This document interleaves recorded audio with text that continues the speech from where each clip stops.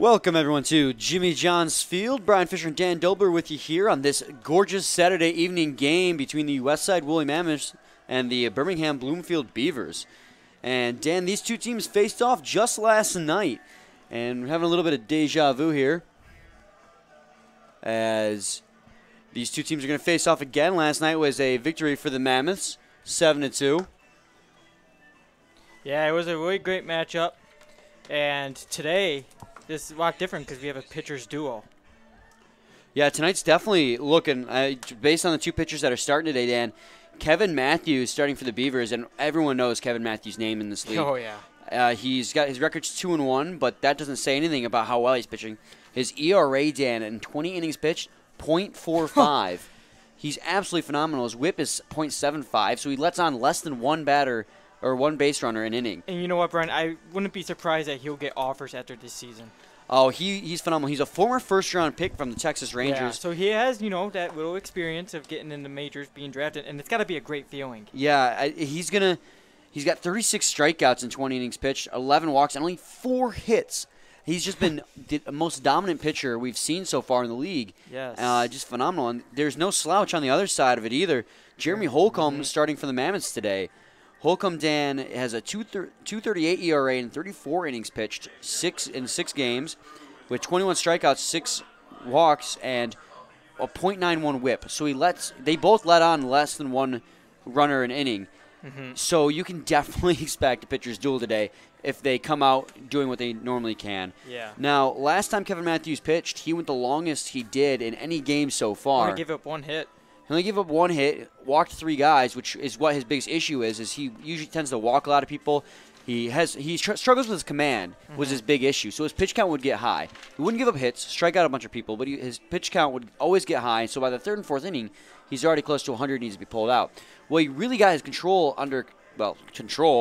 last time he pitched and managed to go 6 innings. And if you can continue that trend on today, I mean, it's going to be a low-scoring ball game. Yeah, it is. And you know what? When we came to the ballpark and we found out the two pitchers were going at it, I was excited. I was excited too because it's been a while since we've had a couple outings where one pitcher had been phenomenal and the other had been, okay. But today we have an absolute, it's absolutely just phenomenal pitchers out there. And the Beavers are going to look for revenge after what happened last night. It was all Woolly Mammoths in that ball game, and the Beavers hitting just needs to pick up a little bit than they did last night. Yeah, Dan, like you mentioned last night, it was a 7-2 victory in favor of the Mammoths. They got revenge after being stomped 10-1 the previous weekend, and Riley Palmer had a home run. We had RBIs from Job Farrell, Hagen Wilkie, and Ian Yetzko, and Jeff Smith as well. Yetzko had to be pulled in the 5th inning due to an injury. It looked like his hamstring when he was rounding first base. He pulled something. So Hagen Wilkie took over and did a great job, too, with the 2 RBI single in the 8th inning to continue filling in well in that number 2 slot in the lineup. And just everywhere on that team, they were performing well yesterday. We had quite a few good defensive plays as well. Out in center field, DeAndre Clark for the Beavers made a great leaping catch. So it's going to be an interesting game all the way around to see who will win. We've seen slugfests either one way or the other, blowouts from both teams, and it's going to be interesting to see which team comes away today. But with these two pitchers on the mound, I think it's going to be a low-scoring game. Yeah, and that's why I like when these two teams face each other. When you go up, when you have the Eastside Downhoppers going up against the Unicorns, you expect a very huge slugfest and high-scoring game. I like it close.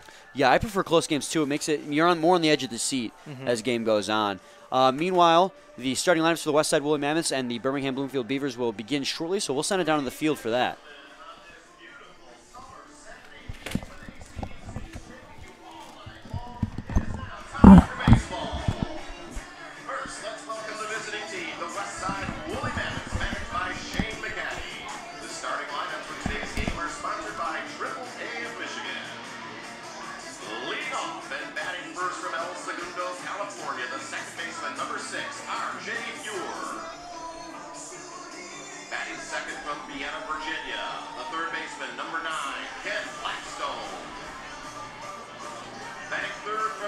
Georgia, the right fielder number 21, Alex Adams. Batting fourth from Hamilton, Ohio, the shortstop number 2, Jeff Smith. Batting fifth from Goffstown, New Hampshire, the first baseman number 3, Riley Palmer. Batting sixth from Maitland, Florida, the catcher number 20, Kyle Hamner. Batting seventh from Melrose, Massachusetts, the designated hitter number 22, Tyler McVicker.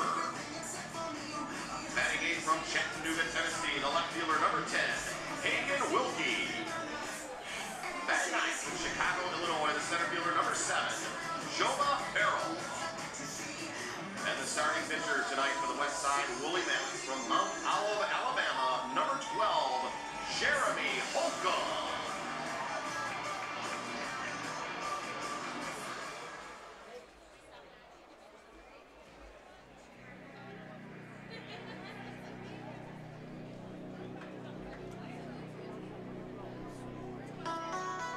Okay, ladies and gentlemen, it's now time to bring on your home team for tonight's game, the Birmingham-Bloomfield Beavers, managed by Chris Newell. Joining the Beavers tonight on the field are today's baseball buddies, the Macomb Township Little League Coach Pitch and T-Ball Tigers. Leading off and batting first from Hayward, California, the center fielder number 26, Don Andre Clark, with Alex Winiarski and Parker Winiarski. Batting second from Muncie, Indiana, the third baseman, number 7, Alex Maloney, with Jack Heppel and Ben Heppel. Batting third from Decatur, Georgia, the first baseman, number 6, Nick Wilson, with Thomas Cook and Brady Cook. Batting fourth from Dexter, Michigan, the right fielder, number 4, Mike Medashevsky, with Nino Malago and Santino Kalagna. Batting fifth from Irwin, Texas, the left fielder, number 3, Nick Buckner, with Jake Moss and Josh Moss.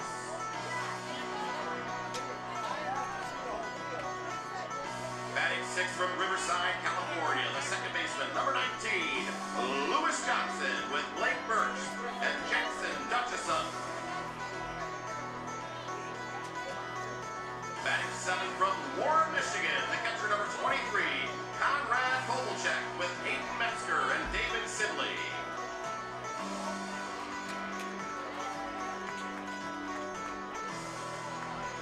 Batting eighth from Woodstock, Maryland, tonight's designated hitter, number 17, Robert Lucino, with Cole Trussler and Blake Mallory. Batting ninth from New Hyde Park, New York, the shortstop, number 13, Thomas Rulis, with Charlie Latra and Michael Lazaris.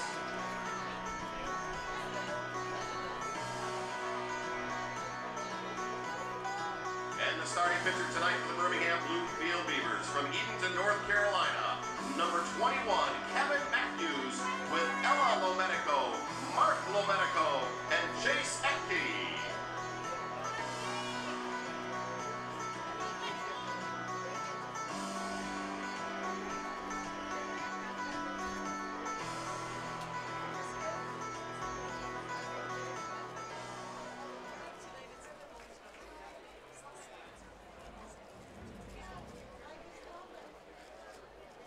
Ladies and gentlemen, please rise for the singing of God Bless America, tonight being performed by Roby Rausch.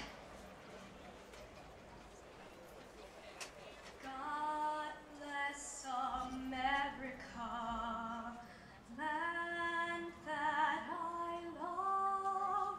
Stand beside her and guide her through the night with a light from above. From the mountains to the prairies.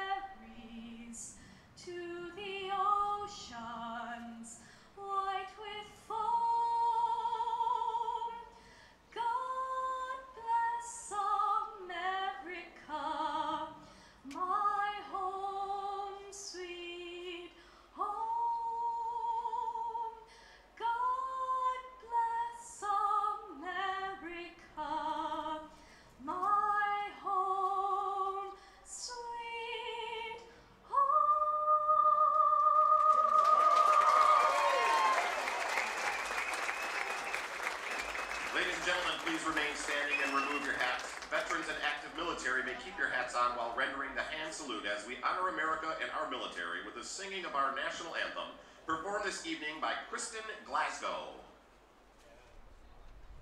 Oh, say, can you see by the dawn's early light what so proudly we hailed at the twilight's last gleaming, whose broad stripes and bright stars through the perilous fight o'er the ramparts we watched were so gallantly streaming, and the rocket's red glare, the bombs bursting in air, gave proof through the night that our flag was still there. Oh, say, does that star-spangled banner yet wave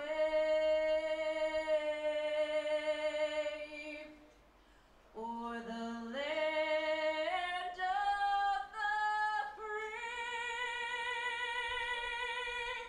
and the home of the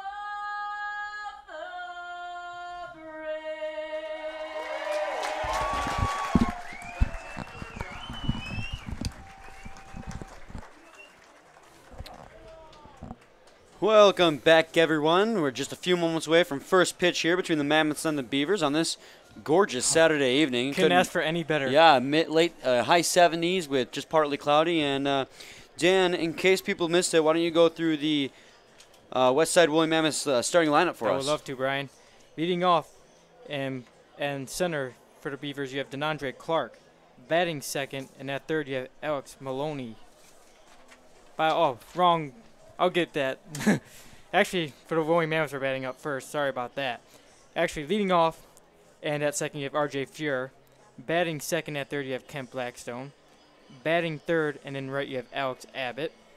Batting fourth, and at short, you have Jeff Smith. Batting fifth, and at first, you have Roddy Palmer. Batting sixth, and doing the catching behind the plate is Kyle Hamner. Batting seventh, and at DH, you have Tyler McVicker. Batting eighth, and then left, you have Hagen Wilkie.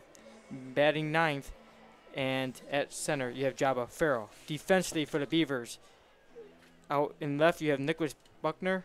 In center, you have DeAndre Clark. In right, you have Mike Metashevsky. At third, you have Alex Maloney. At short, you have Thomas Rulis. At second, you have Lewis Johnson. And at first, you have Nick Wilson. Doing the catching behind the plate is Konrad Kovalchuk. And on the mound, the dominant pitcher here, Kevin Matthews. Yeah, Kevin Matthews has been absolutely dominant in all of his starts so far this season. Even in his short 3-inning performance, he still dominated. Just his pitch count got awfully high. And Dan, it's a WCXX Classic Rock Night AC/DC here at the baseball park. And yeah, like you mentioned, AC/DC's the band that's being represented today, and tribute band Dirty Deeds out there in the right field concert venue. I'm telling you, that lead singer kind of, got that AC/DC, the lead singer for them. He sounds a bit like him, and let's just hope that no home runs are hit over there like it was yesterday. Oh, no. We were sitting here wondering, like, it's a good thing it's Friday and not Saturday, huh? Yeah, because they hit off that pole right in front of the stage. So, but absolutely gorgeous day here, and we're already about 3/4 full, and it's not even the first pitch yet. So I have a feeling that it's going to be a packed ballpark here. You have the Riverwalk Festival going on. Yeah, over there in downtown Utica, we can always see that Ferris wheel going. And I guess they have fireworks this evening as well. So meanwhile, R.J. Fuhr is going to step in, the right-handed batter, batting 128 so far on this season. Last night he went 0 for 4, but did draw a walk. As we wait for the first pitch in today's ball game.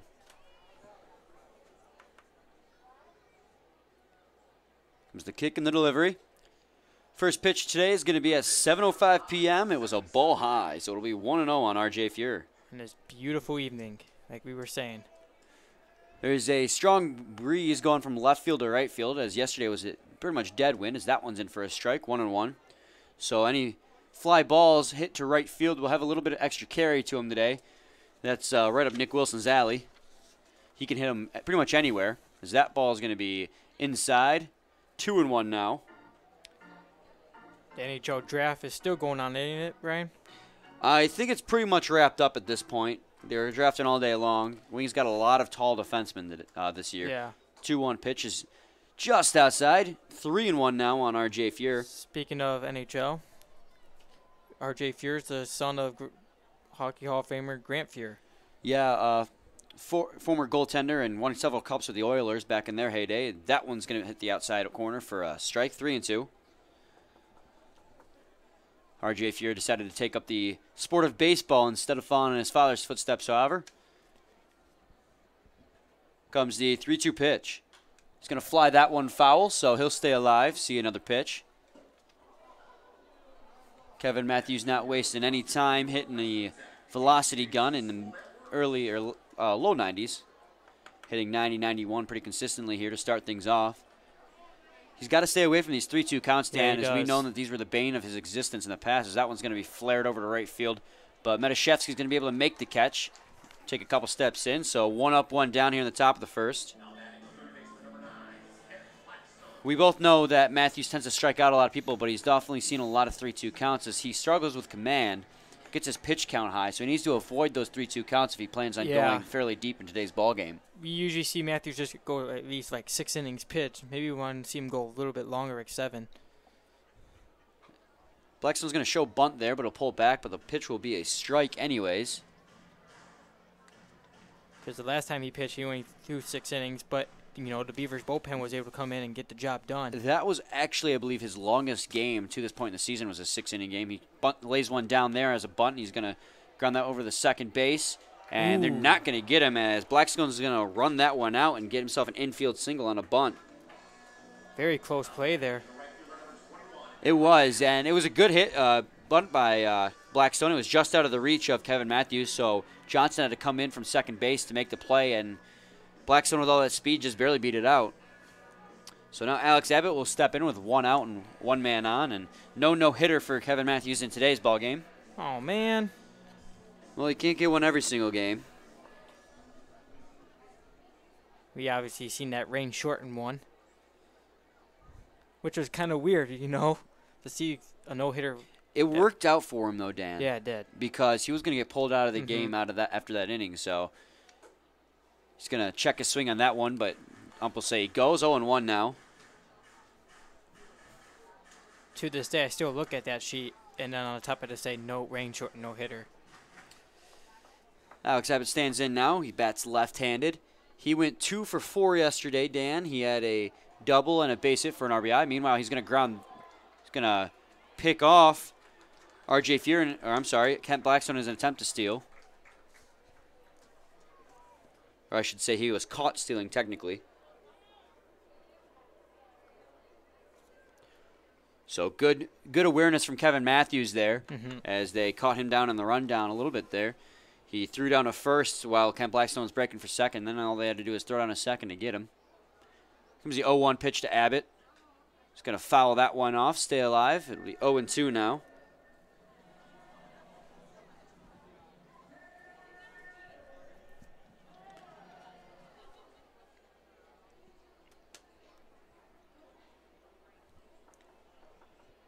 So no runners on with 2 outs now for Alex Abbott after Blackstone was caught. He's going to foul tip that one into the netting behind home plate, so he'll stay alive. It'll remain at 0-2.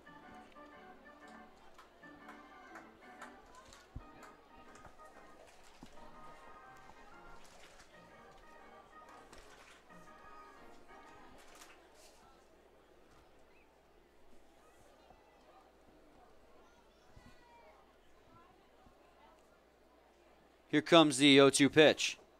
It's going to be down low. 1-2 now on Alex Abbott.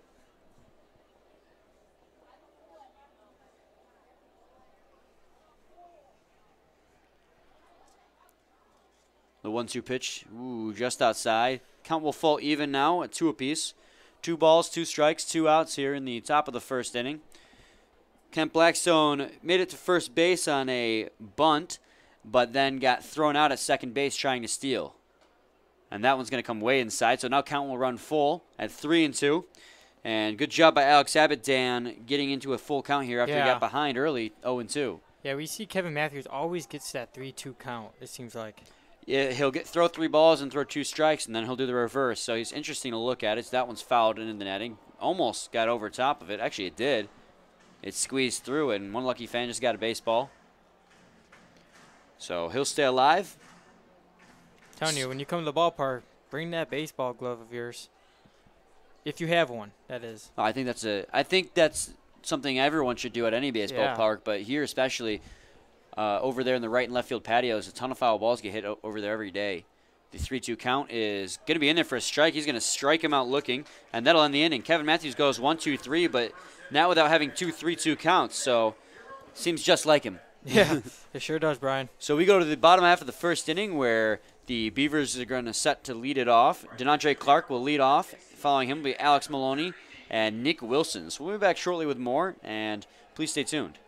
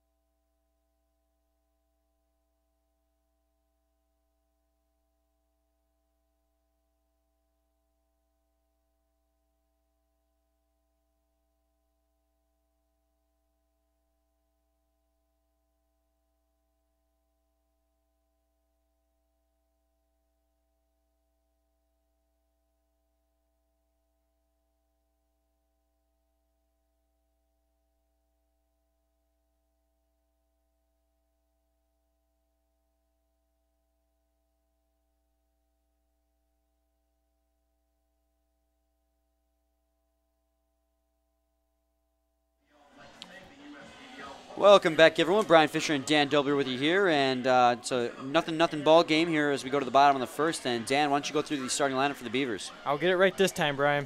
I hope you will. All right, leading off and in center you have DeAndre Clark. Batting second and at third you have Alex Maloney. Batting third and at first you have Nick Wilson. Batting fourth and in right you have Mike Medashevsky. Batting fifth and in left you have Nicholas Buckner. Batting sixth and at second you have Lewis Johnson. Batting seventh and doing the catcher behind the plate is Konrad Kovalchik. Batting eighth is DH is Robert Lucido. And batting ninth and at short is Thomas Rubis. Defensively for the Woolly Mammoths, in left you have Hagen Wilkie. In center you have Jabba Farrell. In right you have Alex Abbott. At third you have Kent Blackstone. At short you have Jeff Smith. At second you have RJ Fuhr. And at first you have Riley Palmer. And doing the catcher behind the plate is Kyle Hamner. And on the mound for the Woolly Mammoths is Jeremy Holcomb. Jeremy Holcomb out there giving his first pitch as we speak. 0-1 now on DeAndre Clark as that one's a strike. And we mentioned already about how it's going to be a pitcher's duel. Jeremy Holcomb has a 2.38 ERA. Not as impressive as a .45, but definitely nothing to shake a finger at. 2.38 ERA is absolutely phenomenal for a starting pitcher. Here comes the 1-1 pitch to Clark. It's going to be inside. Clark's going to step out of the box to avoid that one. 2-1 on him now. Clark was on base 3 times last night. 2 of them came from hits, and they were singles, and then 1 was a walk. 2-1 pitch inside again. 3-1 now. And I think he has the second highest batting average in the league right now. Yeah, just behind Brett Balkin of the Unicorns. That one's in there for a strike. 3-2. Count goes full now. And Holcomb mirroring Kevin Matthews in the first, going into a full count here in the first batter he faces. The 3-2 pitch. He's going to drive that one foul on a line down towards the home team dugout. Yeah, Dan, DeAndre Clark is a hit machine just like Brett Balkin. He has no home runs, but he has 10 RBIs. He does a great job and definitely fits well in that leadoff position. As he gets struck with that ball and hit him in the back as he tries to stretch that one. That's going to sting a little bit. Yeah, he's going to try and walk that one off, and that's how Holcomb wanted to start the game. You never want to let the leadoff walker on, especially with a hit by pitch. And especially Clark. Clark's known for getting those stolen bases on when he gets on. He's much like Ricky Castro is for the Hoppers in how they're threats in every position. He's a threat on the base pads at the plate and out in the defensively in the outfield. He can do pretty much anything and do it well. And like you mentioned, Dan, you definitely don't want him on the base pads because he will try and steal on you. So not only do you have to worry about the guy at home plate, but you got to worry about him over there at first base now. And a lot of the time, these freebies tend to come around and hurt you. Yeah, they will. So now Alex Maloney will step in. He's fairly new to the league. He played yesterday in the game, and he went 0 for 4. He reached on a fielder's choice, though. That pitch is in there for a strike. 0-1 now.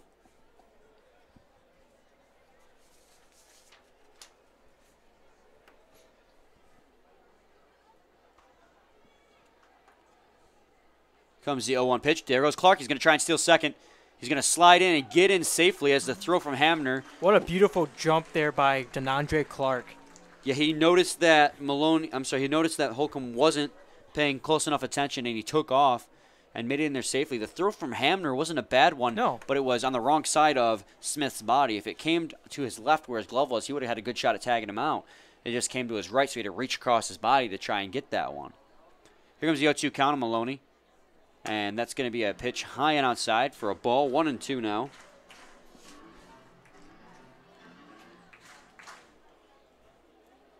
DeAndre Clark sliding in there safely without no batting gloves. It's got to be a weird feeling. If you notice, Dan, he holds his gloves in his hands when he runs. And that's for when he tags the bases. By keeping his hand in a fist, he's less likely to damage the ligaments in his fingers. It helps lessen the impact, too. They use it as almost like a shocks a car would use. So when they crash in, there's that cushion in there.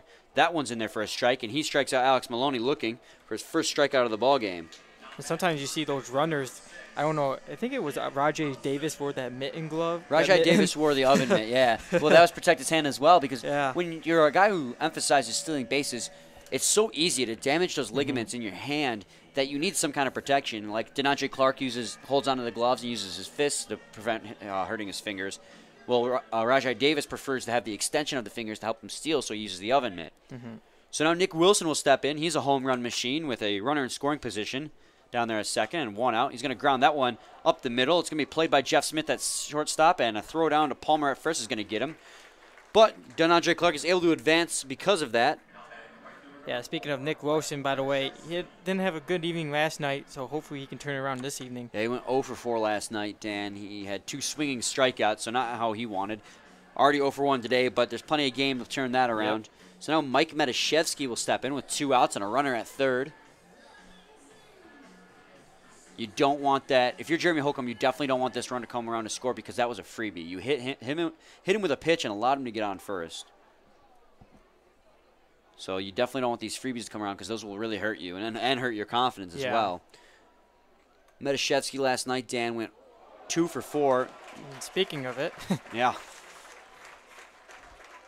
So that's a base hit to left field, and it'll be an RBI base hit for Mike Metashevsky as he brings in DeAndre Clark, and that freebie does come around to hurt. And it's now a 1-0 lead for the Beavers here in the bottom half of the first inning. It feels like we start talking about them, and then all of a sudden that happens. Yeah, that's normally how it goes. This time, though, I didn't jinx it and say the opposite. Here was the first pitch to Buckner. It's going to be high for a ball, 1-0. Buckner, one of those other top hitters in the Beavers lineup, hitting .277, has 18 hits, a homer, and 6 RBIs. 1-0 pitch is going to be in there for a strike, 1-1. Yeah, he's solid at the plate. He's not, he's not great, but he's definitely strong. You can definitely rely on him for an RBI here and there, and gets on base pretty consistently. at least once or twice a game, is that one's going to be skied over to left field. Wilkie's going to be able to make it on the run. He's going to do a little bit of a barrel roll, but that will end the inning. Great catch. Yeah, he took a weird route to it. Yeah. He kind of did an arc, which made him get there a little bit late, where he had to catch it right off the ground. But that's the end of the first inning. It's now a 1-0 lead thanks to the Mike Metashevsky RBI single for the Beavers, and we go to the top of the second. When the top of the second gets here, it's going to be Jeff Smith to lead it off. Following him will be Riley Palmer and Kyle Hamner. So please stay tuned.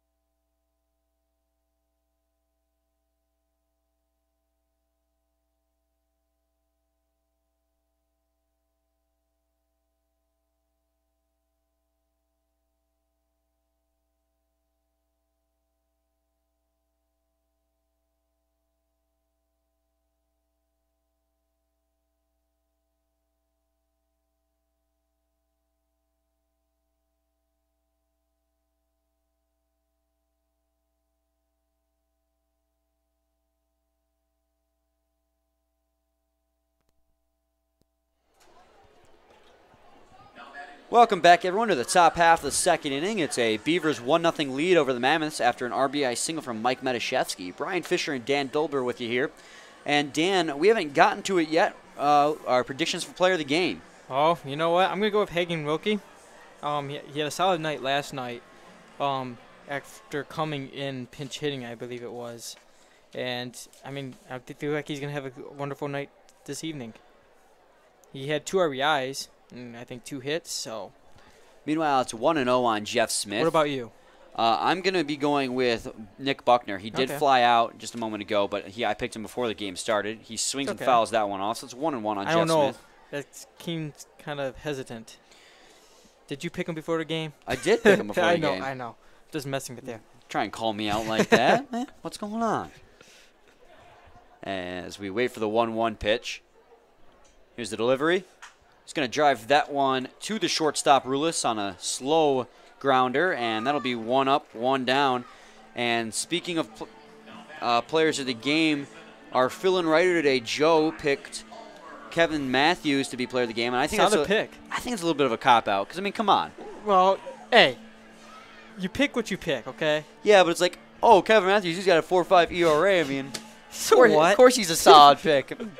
You gotta risk it all here. Hey, I mean, he's only had a 1-2-3 inning and now gotten another man out. Ooh. And he hits a man there, so of course I just jinxed it. I hit him on the elbow. Hope Palmer's okay. I think it was the hand. Was it the hand? Yeah, it was the hand. That's not good. It's kind of like that ringing feeling. Well, so both pitchers now have a hit by pitch. Well, that just goes back to how Kevin Matthews sometimes struggles with his control. Great pitcher, but that's one of his weak points. Yep. So now there'll be a man on with 1 out for Kyle Hamner. But, hey, when you're picking the player of the game, you pick what you pick. Well, of course I'm messing around, and I'm like saying that's a cop-out answer. Then what's Kevin Matthews go out and do? He hits the guy. I mean, what is it with me and my reverse jinxing? I don't know. I do not know. You got to get that checked out. I know. I think I might be cursed. As the first pitch to Hamner is going to be high and away. 1-0 now. Runner at first base with 1 out here in the top half of the second. The Mammoths trail 1-0. The Beavers got out to a 1-0 lead after an RBI single from Mike Metashevsky brought Andre Clark home. A quick throw down to first. Nothing serious, just making sure Palmer gets back in there.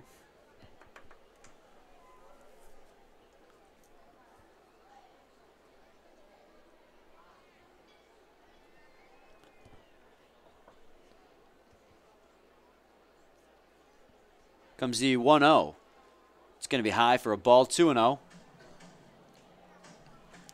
Yeah, Kevin Matthews' location on a couple of his pitches are really off. Well, see, here's the thing about it. If you watch him, there's a couple of reasons why no hitter can ever hit him. It's because his ball, pitches he throws for balls are way out of the strike zone, and absolutely you just know you're not going to need to hit those. No. He throws down to first.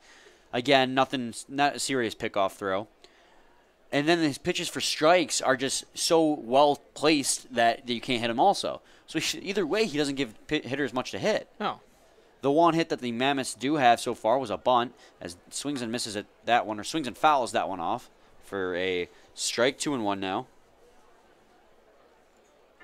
He's got enormous potential. Yes, he does. And you know what? We're going to be talking about him all season long, I feel like. And like I said before the game, I won't be surprised that he gets an offer after this season at least. If he can really reel in that command and go deeper into ball games, without a doubt, I think he will. As that one's in there for a strike. Count falls even at 2 apiece, because he's got good velocity. He maxes out about 91 miles an hour, 92. He can strike out batters like nobody else in this league. It's just the issue of he goes to a lot of 3-2 counts and he tends to walk people. He doesn't let up a lot of hits. Another throw over to first base.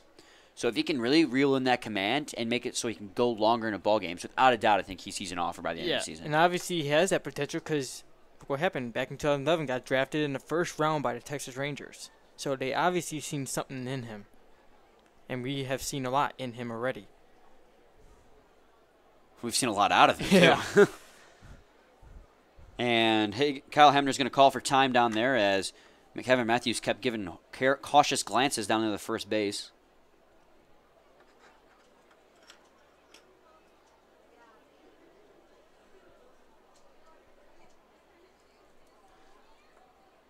Comes the 2-2 pitch. Meanwhile, Riley Palmer's going to try and steal, but the pitch is going to get behind Kovalchik, so it's going to be a steal without a throw. Wasn't it Palmer that one game that got on and stole second and stole third to get his... Yeah, that was right after I said Palmer's not much of a threat on the base paths. He stole both second and third moments later, and I was shaking my head. As again, another issue where I spoke too soon. It's now a full count of Kyle Hamner, already the third full count for Kevin Matthews today, and again, this is why he doesn't go long into ball games. Is he have a lot of 3-2 counts. Needs to work on it, definitely. Either like in a simulation game or something like that. Here comes the 3-2 pitch, and there go. That one's going to be a hit on a blooper down there to third base. Maloney makes the catch easily. And he can't believe it, Hamner. So Hamner's going to be out. He must have hit that one. He must have hit that one in the dirt before it went in the air. I didn't see it clearly because Riley Palmer went to steal third, and he hasn't retreated back to second. Because if that wasn't hit on a blooper, he would have had to retreat back to second. Obviously, he went golfing there. Yeah.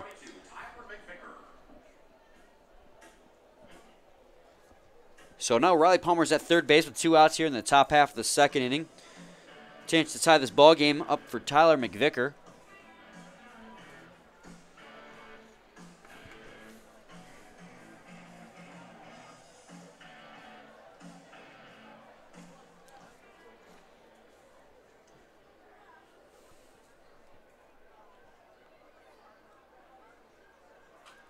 Going to drive that one in the netting down there by the right side of the grandstand, section 101. 0-1 now on McVicker.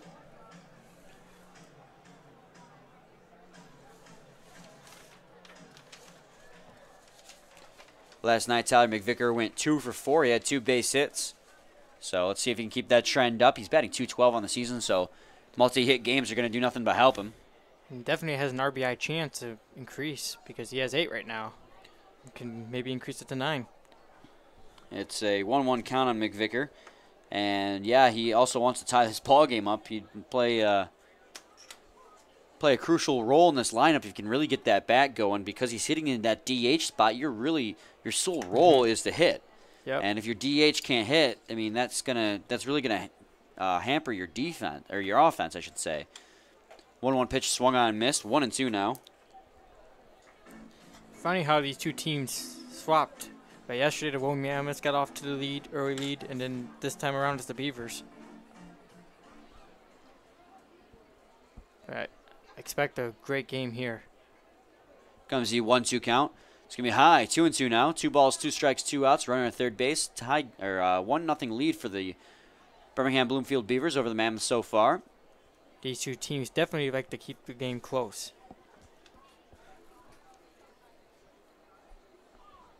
Comes the 2-2 pitch. Swung on and missed there. Big rip from McVicker. He goes down on strike. Second strikeout for Kevin Matthews. And after an inning and a half of baseball, it's still a 1-0 lead for the Beavers as we go to the bottom half of the second. Leading off for the Beavers in that bottom half of the inning will be Lewis Johnson, the second baseman. Following him be the catcher Conrad Kovalchik and the DH Robert Lucido. So we'll be back shortly with more. Please stay tuned.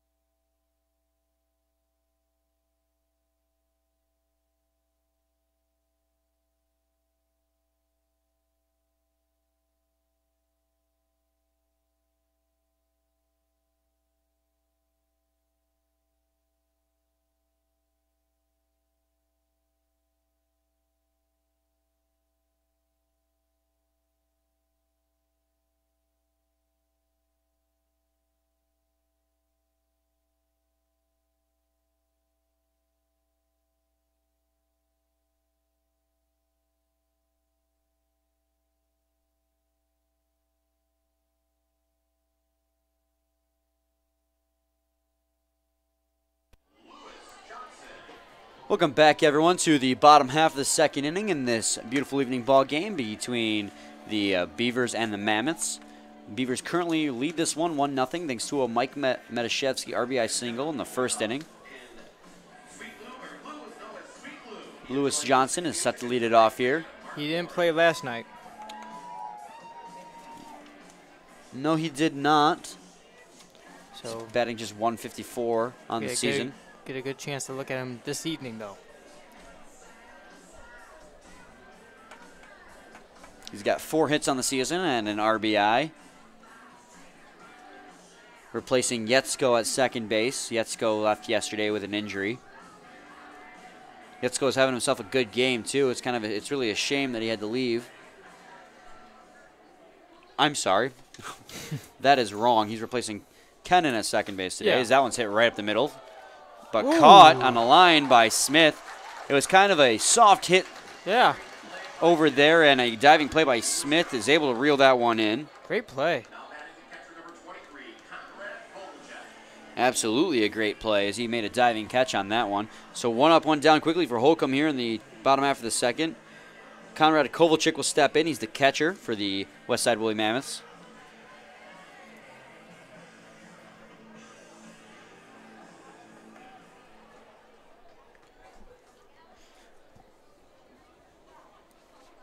Both these teams last night showed their defensive skills as well.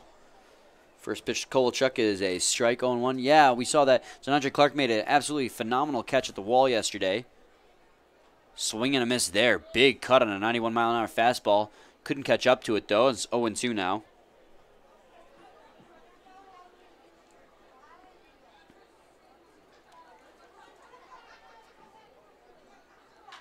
O2 pitch is going to be grounded over to the first baseman, Palmer. He has a little bit of trouble getting to it, but he'll toss it down to Holcomb, who covers first base. There'll be 2 up, 2 down quickly here in the bottom half of the second. So now the DH, Robert Lucido, will step in. Lucido was the catcher last night for the Beavers. He went 1 for 4, had an RBI. batting just .095 so far this season. He's going to ground that one up the middle, and that will get through for a base hit. Smith tried to recreate his play that started the inning here, but could not. So Robert Lucido's got a hit here, and that's going to do nothing but help him as his batting average could really use the boost. You got that right. So now Thomas Rulis will step in. He's playing short today, was DH yesterday. Didn't do too much last night. Struck out twice. Yeah, he went 0 for 3 total last night. He's batting .258 on the season, which isn't terrible. No. So he looks to make it a great evening. Make up for a little bit of yesterday, as that one's going to get past Hamner, so Lucido's going to advance to second base easily. So now we have a runner in scoring position with 2 outs for Thomas Rulis here in the bottom of the second.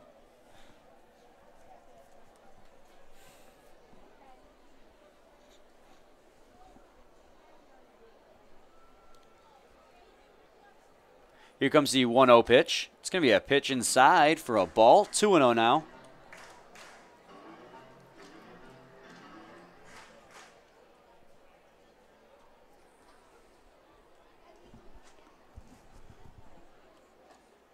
Pitch is going to hit that outside corner for a strike. 2-1, 91-mile-an-hour fastball. Really hit his mark that time. Yeah, he did. Holcomb loves that spot, especially the outside corner. Well, when he's got a lefty up against him, lefties tend to hit better against righties, so he's going to try and pitch away from him. That one's grounded over to the second baseman, Fuhr. Toss down to first is going to get him, so that'll be it for this half inning. We've played 2 innings here at Jimmy John's Field, and it's a 1-0 lead for the Beavers. We go to the top half of the third inning, where due up for the Mammoths is going to be Hagen Wilkie. Following him will be Jabba Farrell and R.J. Fuhr. So we'll be back shortly with more. Please stay tuned.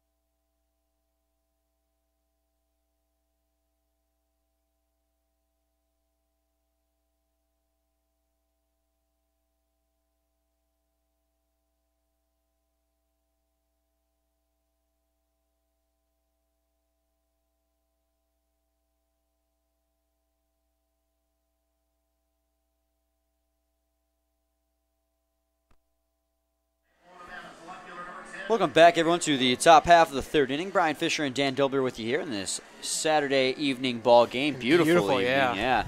Almost no clouds in the sky and a full ballpark here at Jimmy John's Field as Hagen Wilkie will step up to bat. Hey, Tigers are out of town. Might as well come close to home.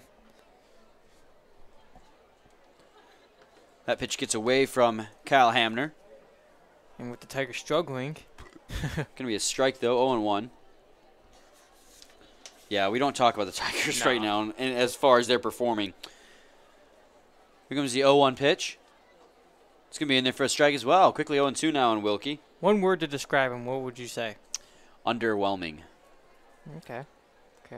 Underperforming, too. I would say disgusting. Oh, wow. That's pretty harsh. Here comes the 0-2 pitch. It's going to foul that one off. Stay alive. It'll remain 0-2, though. Dan, I don't know what to say at this point about them. They released you look, Rodriguez yesterday. You look up and down their lineup, Dan, and they should be competing for the top spot in the division. Instead, they're at the bottom. I don't. They're not clicking. And Fulmer did outstanding last night. Oh, pitching. I know. Don't remind me of that. Every single time he takes him out, does outstanding in his.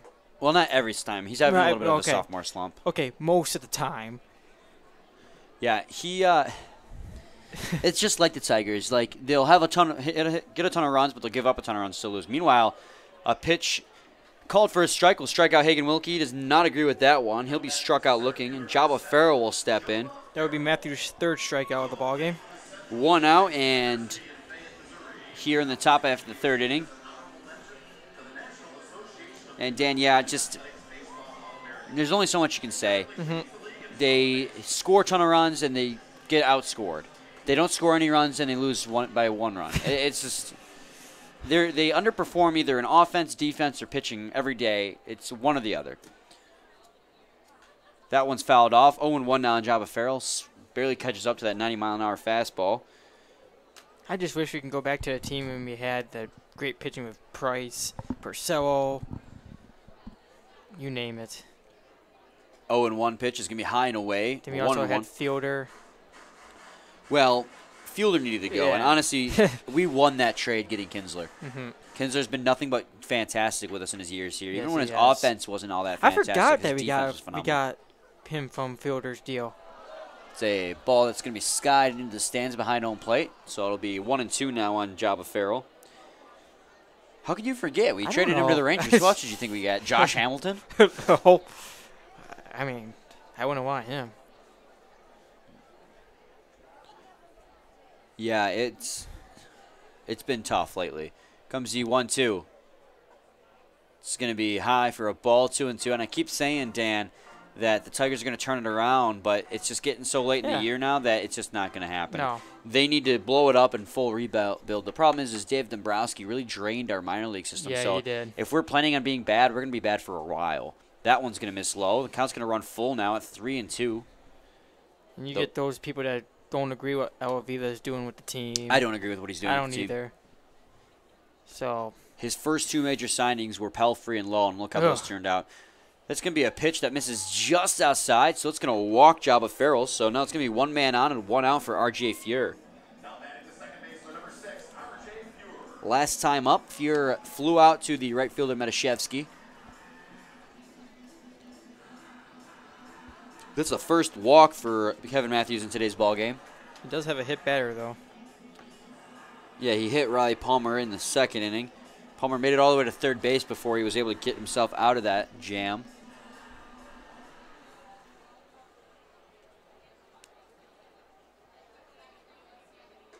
Pitch is going to be high and away again, 1-0. Yes, that's what I'm talking about right there, Dan, is when he misses the plate, he misses the plate by a lot. Yeah. So he's not really giving the pitchers or the batters anything to swing at. It's kind of like they have to go out and get it. Quick toss down to first. Oh, that's exactly what it is. Kovacic several times today has had to get out of his squatting position in order to make the catch. But he's only given up 2 hits, 1 hit.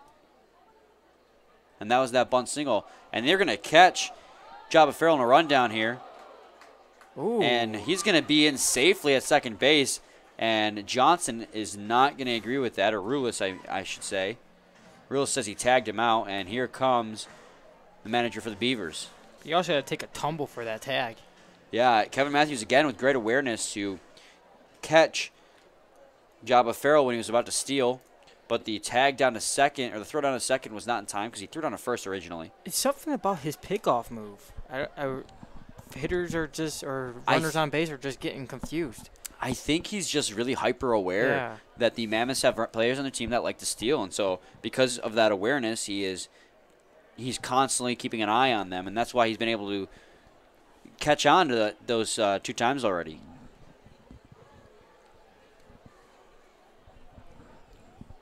So it's still 1-0 count on RJ Fuhr. But now he's got a runner in second. Mammoths have a chance to tie the ball game. Quick look back for Kevin Matthews at second base.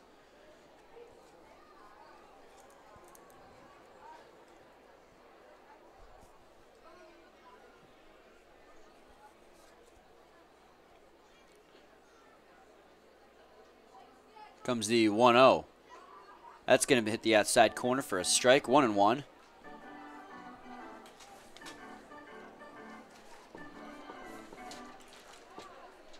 What a great turnout this evening. Absolutely, Dan. Full ballpark. Lord, I can't say that word apparently. Here comes the 1-1 pitch. It's going to be skied foul. Farrell has to retreat back to second. Yeah, he went to steal third there. He had a good jump. But obviously, it's kind of like a hit and run situation there. Yeah, we have. That's the second steal of the ball game. Kent Blackstone was caught back in the first, however. But yeah, look at that field out there. That hill is packed. It's like that every Saturday Yeah. and Sunday, and it always astounds me how many people they get packed on there. Definitely, obviously, your favorite spot.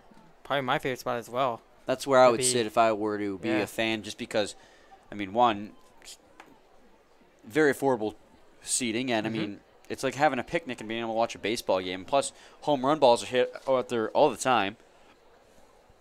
Yeah, Nick Wilson's gone there. A lot of batters been gone there. Nick Wilson went beyond there. Yeah. Comes the 1-2. It's going to be high again, and it's going to be 2-2 now. Count will fall even. I'm waiting for that just a bit outside.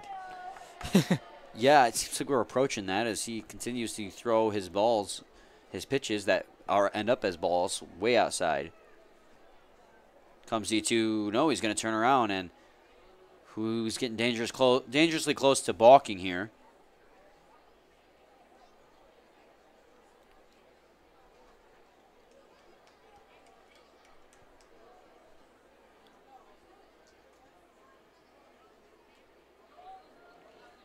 Two-two pitch is going to be swung on. It's going to be a strikeout. They're going to have to throw him out down there first because the pitch got away. Meanwhile, Farrell manages to steal third base, however. So now there will be 2 outs here in the top half of the third inning. And a runner at third base for Kent Blackstone.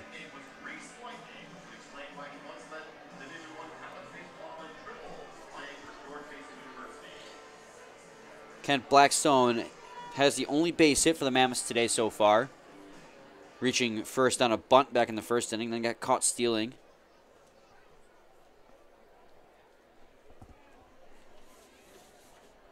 First pitch to him is going to be a strike, 0-1. That was probably one of the first off-speed pitches we've seen Matthews throw that actually hit the strikeout. Interesting fact about Or Blackstone. hit the strike zone. Yeah. Interesting fact about Blackstone. That Division I in baseball, we have triples. Is that what I was hearing? He's going to hit that one down the right field line. That's going to land Farrell. That's going to be a base hit, and that'll score a run. And he's going to try for 2, and he's going to get in there safely. So an RBI double for Kent Blackstone is going to score. Job of Farrell. And we have a tie ball game here in the top half of the third. He's got the only 2 hits today, Dan, Yeah. for the Westside 1 Mammoths.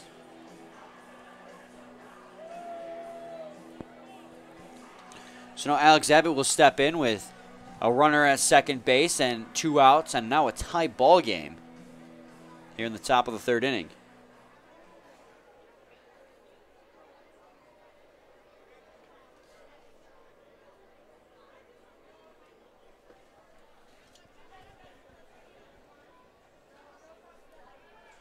Pickoff move back to second. Blackstone gets in safely, though.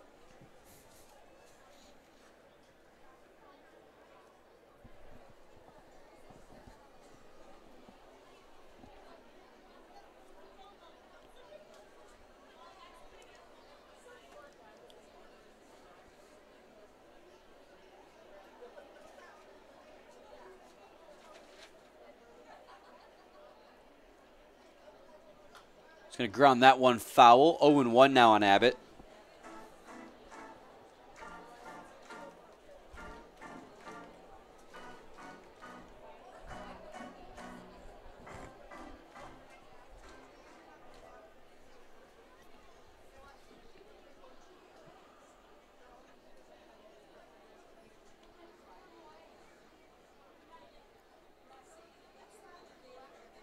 Comes the 0-1 pitch. It's going to be hits the bottom of the strike zone. 0-2, pitch at the knees. Matthews just got to worry less about the runner there at second. Just get the batter here. Yeah, at this point, it's just crucial to get out of the inning, and I think that's mostly what you're seeing here. Because second or third base, he's still in scoring position with 2 outs. You don't have to worry about a sac fly. Just going to foul that one off, so it'll remain 0-2.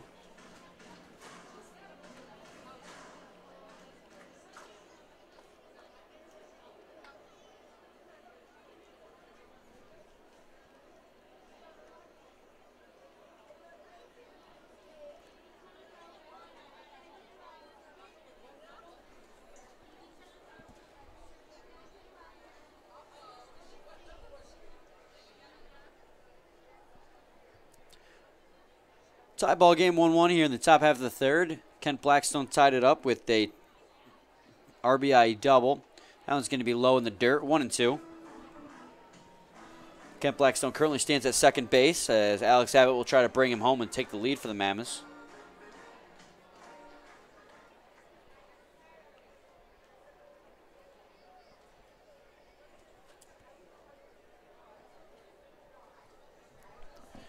Here comes the 1-2. That's going to be high for a ball. Count will fall even now at 2 apiece. 2 balls, 2 strikes, 2 outs.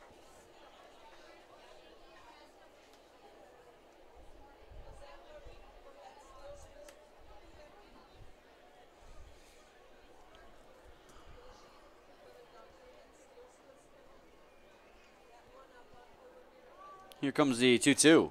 Swing and a miss there, and that's going to end the inning. Not before the Mammoths, however, tie it up and make it a 1-1 ball game. We go to the bottom half of the third inning where the Beavers are going to come up to bat, take some swings. DeAndre Clark will lead it off for them, and following him will be Alex Maloney and Nick Wilson. So we'll be back shortly with more. Please stay tuned.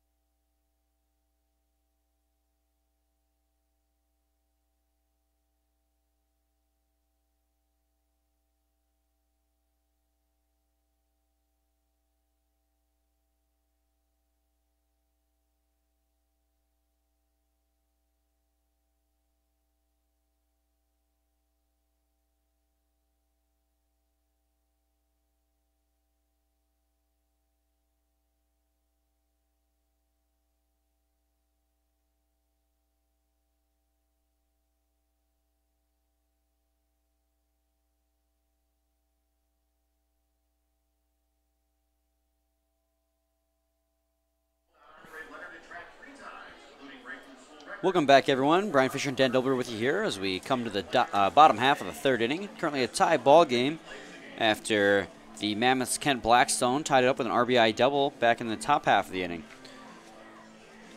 DeAndre Clark's going to lead it off here. He is 0 for nothing today. He actually got hit by a pitch in his first at-bat. Yeah, Eventually had still a stolen second. base, yeah. He was brought around to score with the Mike Metashevsky RBI. That gave him the lead back in the first. First pitch to him in this at-bat is a ball, 1-0. He's second in the league in batting average, .397, has 29 hits, 10 RBIs. That one is a ball as well, 2-0. And yeah, he is behind Brett Balkin of the Unicorns when it comes to batting average. Him and Brett Balkin at terms of in the plate, as that one's fouled on the third base line. In terms of at the plate, are mostly contact hitters. They don't hit for a lot of power, but they get on base a lot. And you see that with his .397 batting average. He's got no home runs, but he reaches base a lot. The 2-1 pitch is inside for a ball, 3-1. He definitely had to duck out of the way of that one. He's probably hoping he doesn't get hit again.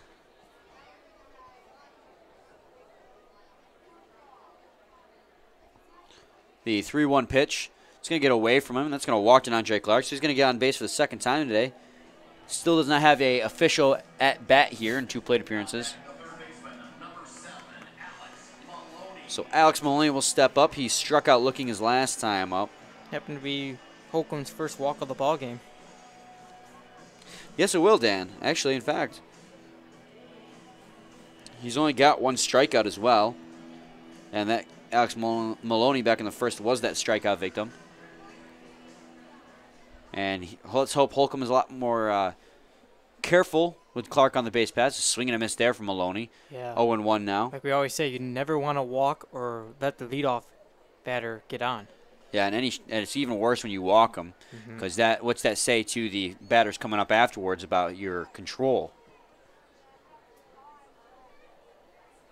We're going to throw down a first, and Clark will get it back in there safely. I wouldn't be surprised he'll be on the move soon.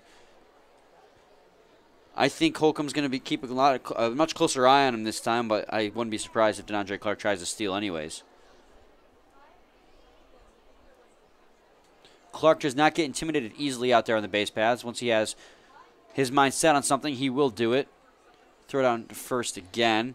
Meanwhile, Maloney was showing bunt there before the throw down to first. I wouldn't be surprised if we see that, because a decent bunt will advance Clark down to second, because Clark's got all that speed. The 0-1 pitch.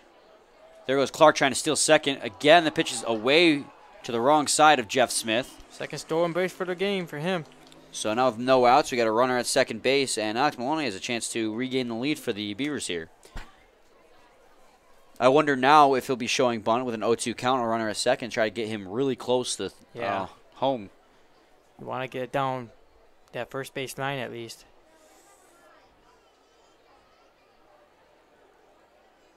Here's the 0-2 pitch.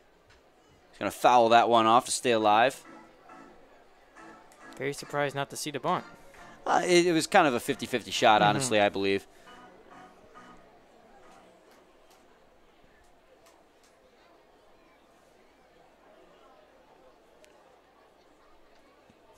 Here's the 0-2. Oh, Clark's going to try and steal third, but he's going to get caught stealing that time. He got a little bit greedy on the base paths. I don't believe, Dan, that was unnecessary from Clark. You already stole second. You're in scoring position. Yeah.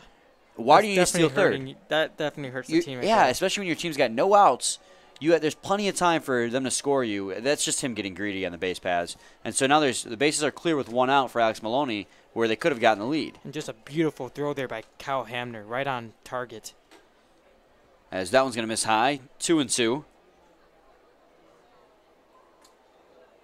never want to be greedy.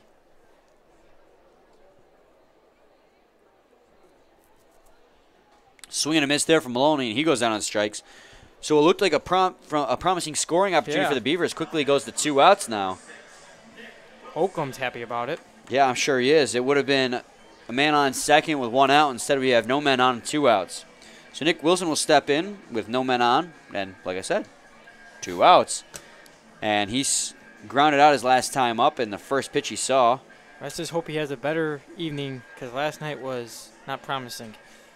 He's a solid hitter. I don't think we'll see too many evenings like last night out of him, as that one is in there for a strike, 0-1. And what's interesting about Nick Wilson, he loves to crowd the plate, obviously, and it's very hard for pitchers to actually pitch to him. I mean, you have to get a great location for him. He's going to drive that one way high in the air into foul territory. It's going to be Palmer on the run to try and get it, but it's going to land in the patio over there in right field. So it'll be 0-2 on him now. Yeah, what you'll see a lot of pitchers do is they'll pitch inside to him. We've mentioned this before, but because of how his batting stance is, he holds his hands really high, and he's already a very tall guy. So it's really hard for him to get his bat down to get those balls inside. A lot of the home runs we've seen have been pitches that have been on the outside of the plate. Here comes the 0-2. That one's going to be high for a ball, 1-2. And, Nick Wilson is definitely a batter that you got to be scared of sometimes to pitch to. Comes the 1-2. That's going to just miss outside, 2-2. Be careful here, Holcomb, with the pitches you give to him because Nick Wilson will make you regret it. Don't let him get into a favorable count. Here comes the 2-2. Swing and a miss there, and he fooled him with the off-speed pitch coming back from the fastball. Beautiful pitch there by Holcomb. So Nick Wilson strikes out, and that's going to end the inning, and it's going to be a tie ball game 1-1 as we go to the top half of the fourth. When we come back, leading off for the Mammoths will be Jeff Smith, Riley Palmer, and Kyle Hamner. So we'll be back shortly with more. Please stay tuned.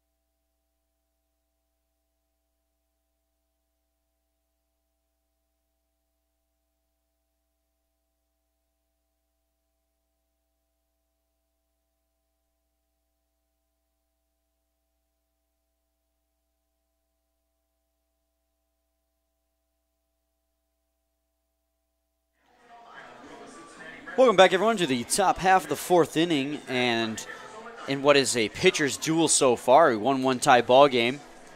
Jeff Smith set to lead it off for the Mammoths.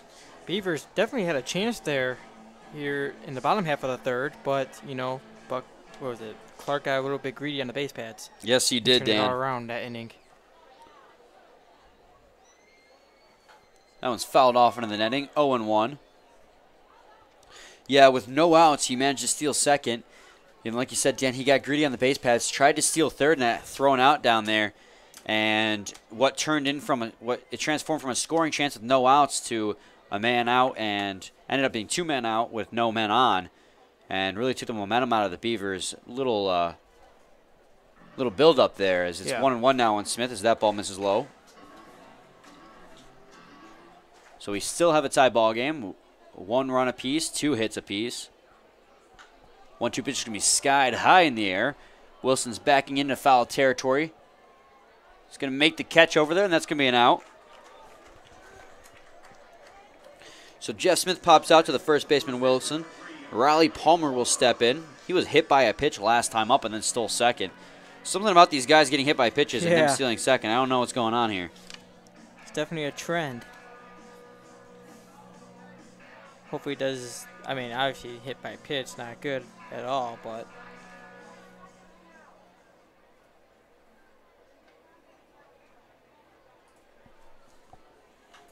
He's going to drive that one into foul territory down the third base line. Maloney's underneath it, and he will make the catch.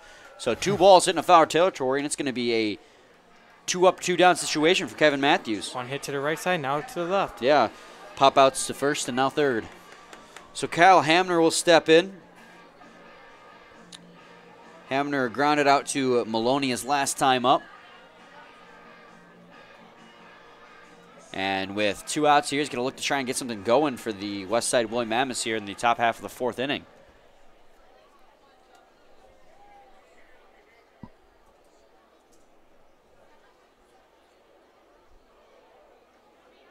It's going to be a strike. 0-1 on the inside corner.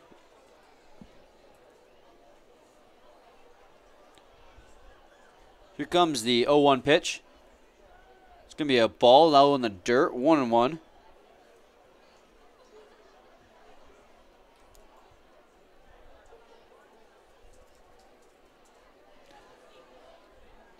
Swing and a miss there from Hamner, and it's going to fall 1-2 now. That pitch was way outside. Don't know what he was looking at there. Was probably hoping he was getting something else, guessing at the pitch maybe. Yeah. Comes the 1-2. He's going to drive that one. He's going to broke his bat on that one.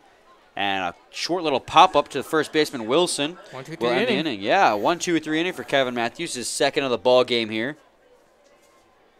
And we go to the bottom half of the fourth inning, where due up for the Beavers will be Mike Metashevsky, Nick Buckner, and Lewis Johnson. It's still a 1-1 ball game, and please stay tuned. We'll be back shortly.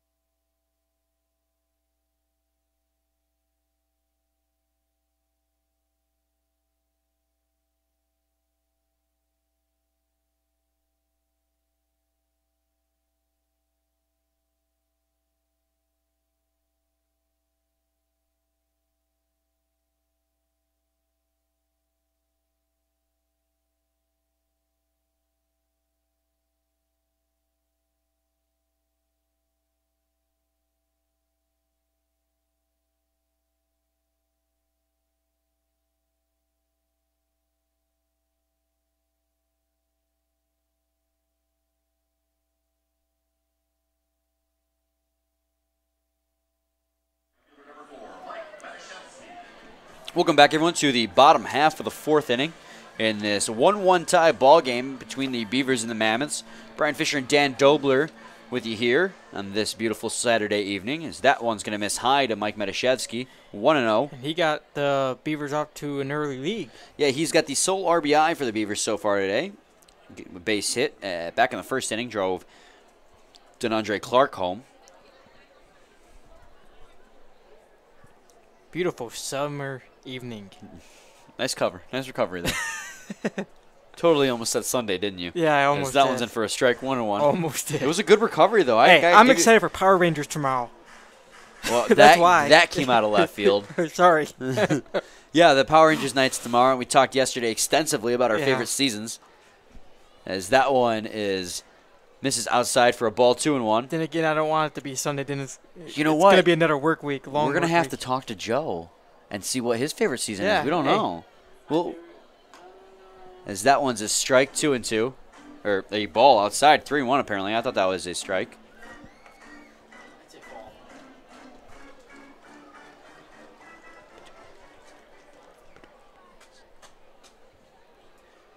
Threw one pitch and we grounded off of his inside of his leg. 3-2 now. Count is full. I mentioned yesterday how the Dino Thunder was my favorite. I remember that one fondly. Before that, it was like the Space Patrol one. Yeah. The season before. I can't remember what that one was. Something 24. It was the 3-2. Just going to drive that one to right field, high in the air. It's not very deep. Abbott over there in right field is going to come in and make the catch. So 1 up, 1 down here for Jeremy Holcomb. So now Nick Buckner will step in. He's your player of the game, right? I did choose him for player of the game. Last time out, he flew out to the left fielder, Hagen Wilkie. Hey, my guy. Yeah, Wilkie was your player of the game. And then Joe picked Kevin Matthews. Kevin Matthews having himself quite a game so far. Just needs to watch his location sometimes. He had a good quick inning last inning, Dan, and if he can get a couple more like that, I can see him going at least 6. Yeah. That one's in there for a strike, 0-1.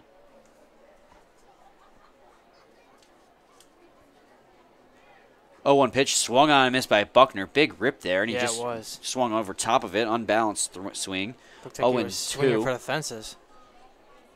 I wouldn't be surprised if he was, because his game's tied 1-1. We need some offense here, as he's going to hit that one on a line right to R.J. Fuhrer, so 2 up, 2 down now.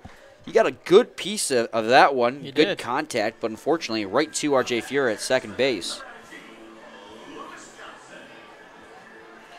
So no, Lewis Johnson will step in. He lined out to Smith on that fantastic diving play. Yeah, definitely was robbed.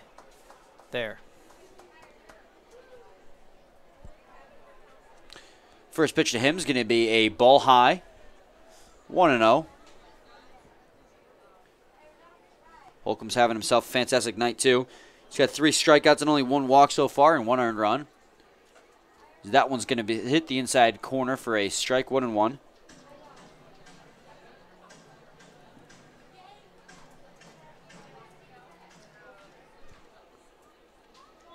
One pitch is going to be grounded fair on the first base line. That's going to be a base hit. Wasn't robbed that time. No, Nick. So now Lewis Johnson is going to get on. He's going to try for 2 there. And sliding in, he's going to get in safely. So it's going to be a double for Lewis Johnson on a ball hit down the first base line. So now Conrad Kovalchik will come in and a scoring position with Johnson at second and try to break this 1-1 tie. Kovalchik's from Warren, Michigan. Yes, he is. A lot of the new additions that we've had lately, Dan, have come out of Michigan. Mm-hmm. And we've gone through that list extensively before with Galikowski, From Frazier. Kovalchik. It was Brandon Larkin Guilfoyle as well. Chris Long, as that one's fouled. 0-1.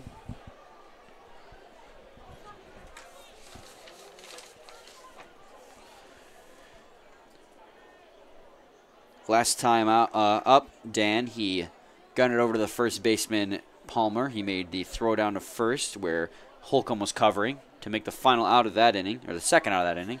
Checks a swing on that one. Appeal down to the ump. Says he didn't go, so it'll be 1-1 now.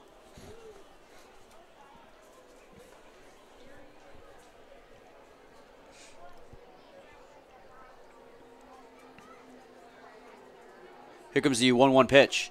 Be outside for a ball. 2-1 now on Kovalchik.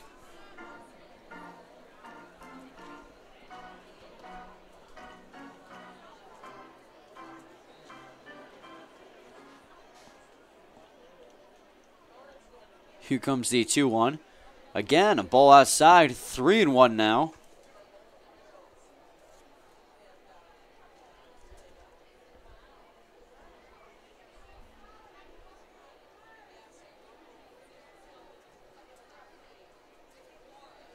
Here comes the pitch.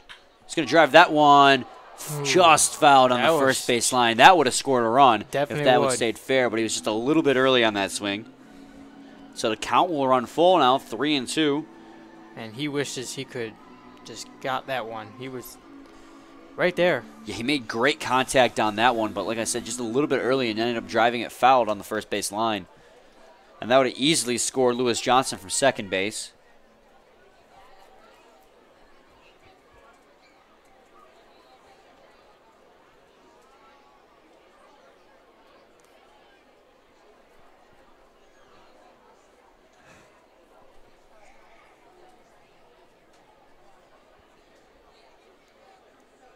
Here comes the 3-2. He's going to drive that one into the air down foul territory.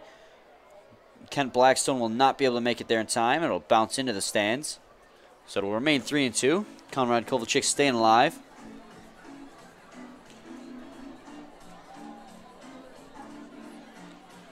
Three balls, 2 strikes, 2 outs here in the bottom half of the 4th inning. We got a runner at second base as Conrad Kovalchik's got a full count against him.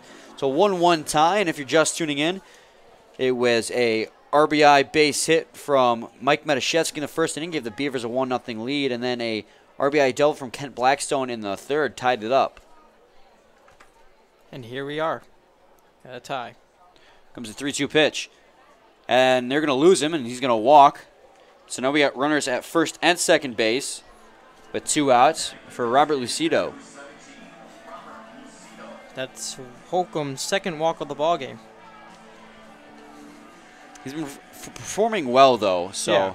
see if he can get himself out of this little mini jam he's got going on.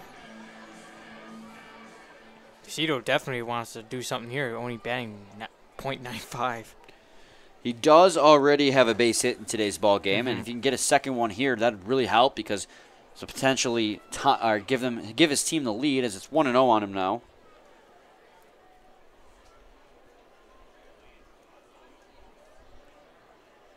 1-0 pitch is going to be grounded over to the third baseman. A great snag there from Blackstone, and a throw on a second. Beautiful play there. He dove to make that stop, and in midair, that ball bounced right into his glove. Oh, it was man. something phenomenal. So the game is going to remain tied at 1 apiece as we go to the top half of the 5th inning, where due up will be Tyler McVicker, Hagen Wilkie, and Jabba Farrell. So we'll be back shortly with more. Please stay tuned.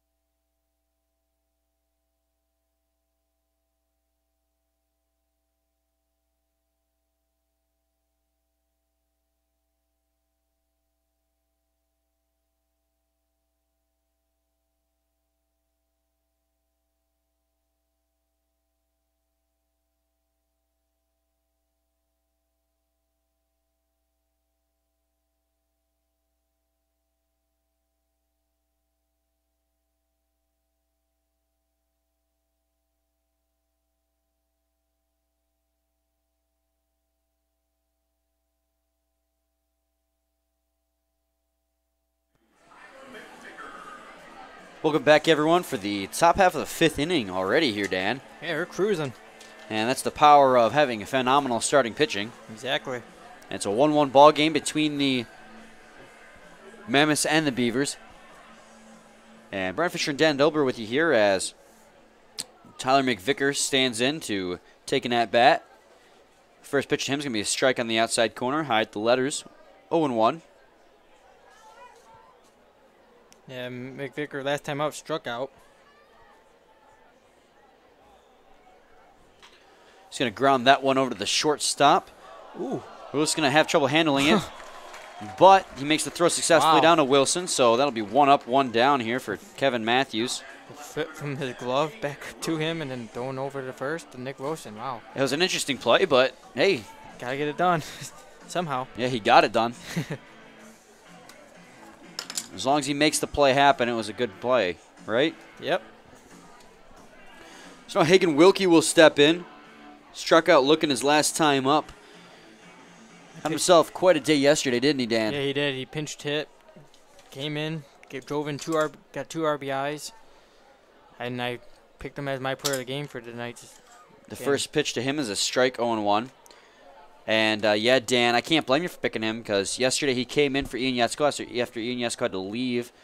He technically pinch ran for Yetsko, as that one's going to be in there for a strike 0-2.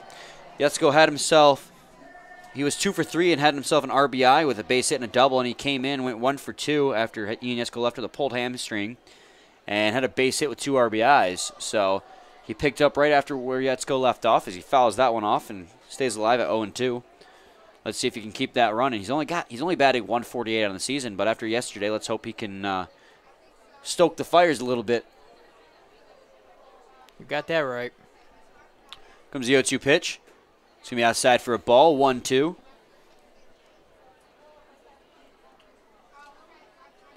And the light's starting to come on here at the ballpark. Just starting, yeah, you're right. Just a dull glow from him, and that one's going to be swung on and missed. So Hagen Wilkie goes down on strikes. His second strikeout of the day. This time he goes down swinging. So Jabba Farrell will step in and try and prevent another 1-2-3 inning for Kevin Matthews. That's Matthews' 5th strikeout.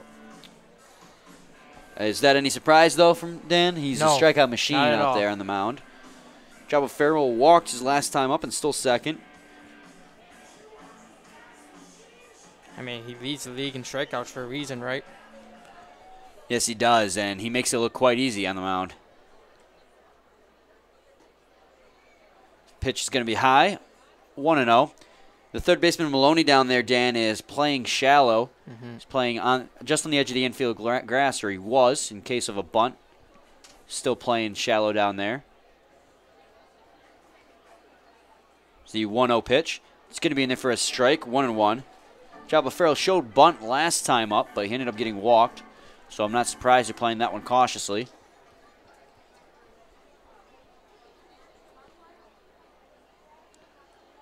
1-1 pitch is going to be outside. 2-1 on him.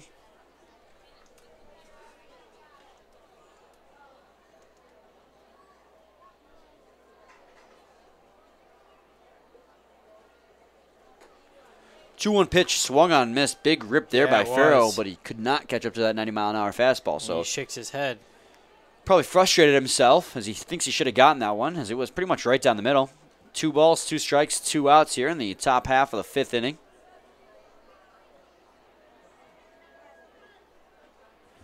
Another big rip Fanned on there. that one. I think I could hear him fanning on that one from up here. Wow. So he'll go down swinging, and we had another 1-2-3 inning for Kevin Matthews. We go to the bottom half of the 5th inning. This game is still tied 1-1, and the Beavers are up to bat. Leading off for them will be Thomas Rulis. Following him will be DeNandre Clark and Alex Maloney. So we'll be back shortly with more. Please stay tuned.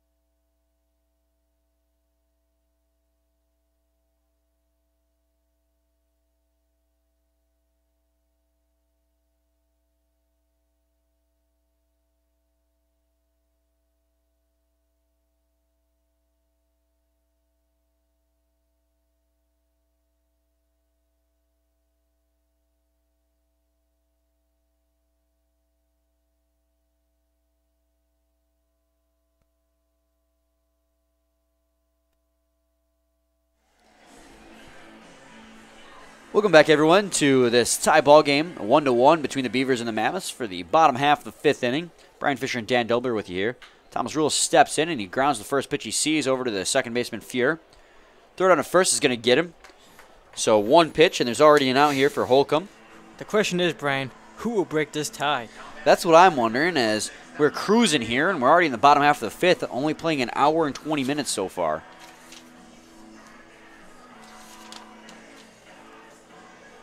So somebody's got to come along and break this tie eventually, because we're not going. We don't go anywhere. Yeah, this until is someone breaks it. This isn't like the NFL or soccer where you can have a tie. That's going to be in there for a strike. 0-1. Clark steps in. He showed bunt there, but pulled it back.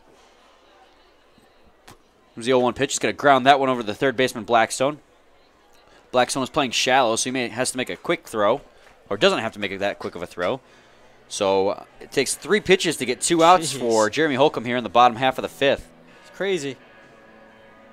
May I have your attention, please? Now batting, third baseman number 10, Dan Kennan. Dan Kennan will come in and pitch hit for Alex Maloney. Wonder what the reason's for. But then again, Maloney struck out twice already.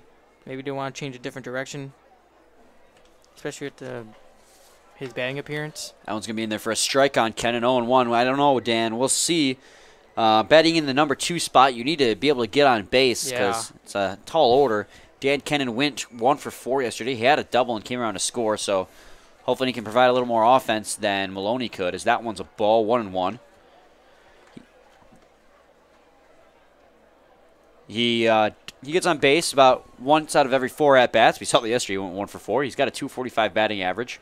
He's only got 2 RBIs, but he has 12 hits and 12 runs. So when he does get on base, he tends to score because he's reached base 18 times due to hits or walks, not counting hit by pitches or anything. So to get on base 18 times and score 12 of them, I guess he's a little bit of a spark plug. Yeah.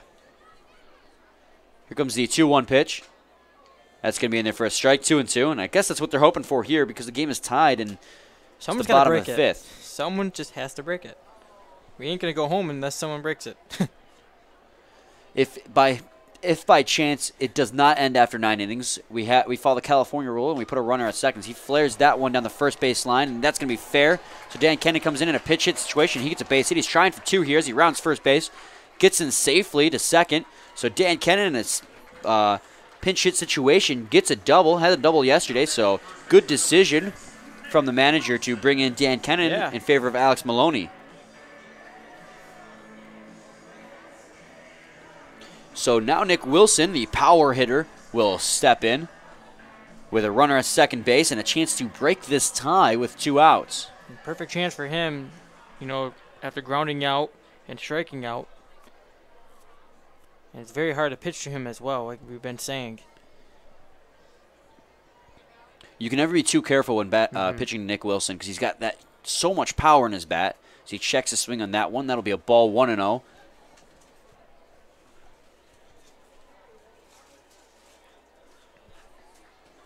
It'll be interesting to see the defensive alignment for the Beavers at the bottom half or the top half of the next inning. Now that Kennan's, he broke his bat on that one, but he still hit that one deep, and that's going to go off the wall. A broken bat. That just shows you how much power Nick Wilson has, and he drives in a run and breaks this tie. And that was quite a play there. He broke his bat on the swing and still drove it off the wall in left field. I don't know how he does it. To bring home Dan Kennan. So an RBI single from Nick Wilson will break this tie and make it 2-1 in favor of the Beavers. I am just dumbfounded by the amount of power that Nick Wilson has. I've never seen that. I've seen people get base hits from broken bats before, but I've never seen them drive it off the wall. I mean, he was 2 feet away from a home run on a broken bat. I mean, that is an absurd amount of power. So now Mike Metashevsky will stand in. He has himself an RBI today as well. He's going to foul the first pitch he sees off into the netting. So with 2 outs, there's now a runner at first base and a 2-1 lead for the Beavers.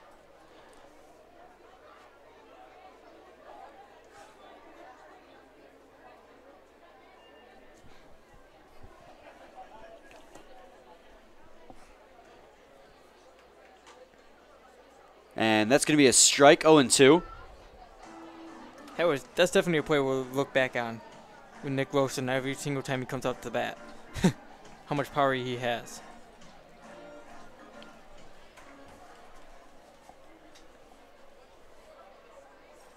Comes the 0-2 pitch.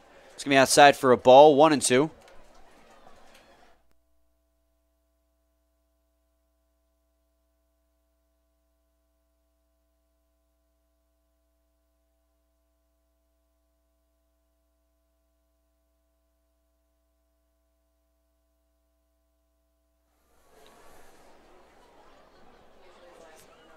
Follows that one off, and it's going to remain 1-2 now. I figured I'd ask since you were here.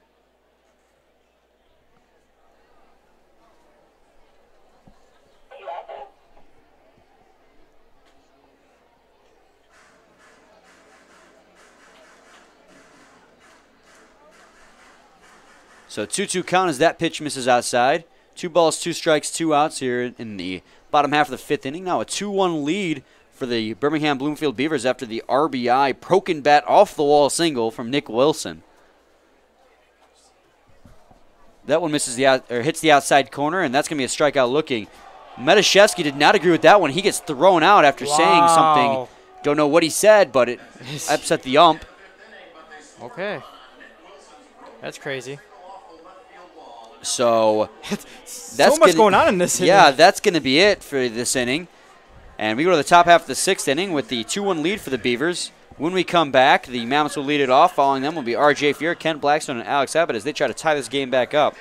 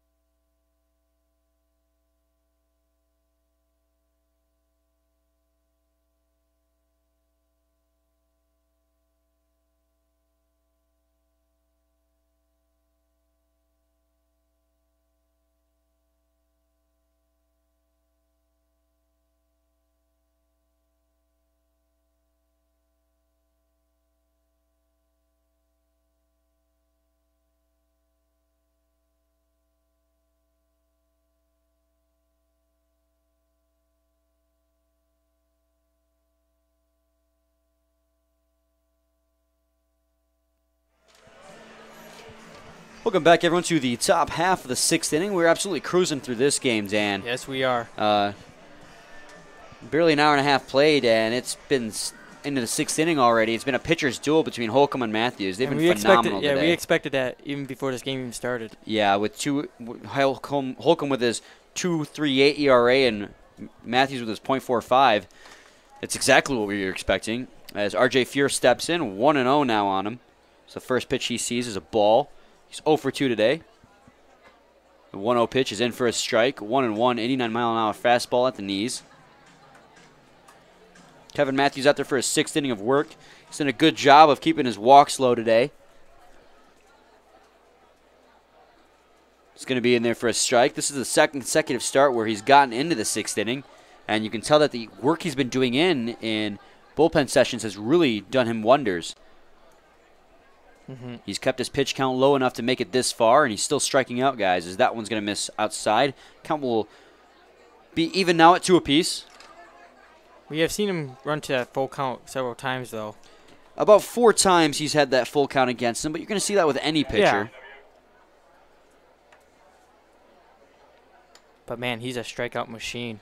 Yes, he is. He's already got how many? 1, 2, 3, 4, 5, 6 strikeouts, and it's already the 6th inning. Was the 2-2. He's going to line that one just over the head of Johnson over there at second base, and that'll be a base hit for R.J. Fuhr, his first of the ball game. So that'll help get that average up. So now Kent Blackstone will step in. He's 2 for 2 today, has 2 of the only 3 hits that the Mammoths have. And has an RBI. He does. He has a single and a double. He bunted to get on first back in the first inning, then hit that RBI double in the third. That's been it for scoring for the Mammoths today. They look to tie this ball game up here in this inning.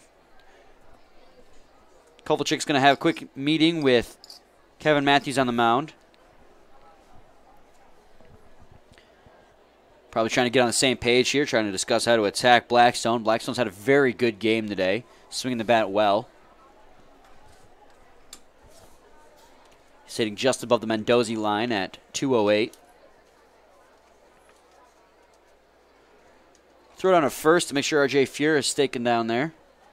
Not a hard pickoff throw or anything. Last Sunday, we seen R.J. Fuhr get caught stealing twice in the ballgame against the Beavers. This is his first on-base appearance today, so let's see if he can change that around, as it's going to be a 1-0 pitch to Kent Blackstone, missed inside.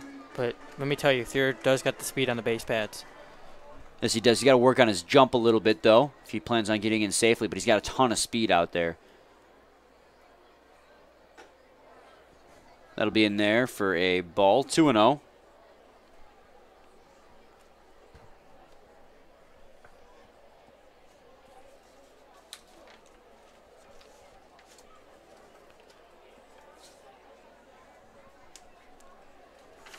Another throw on a first.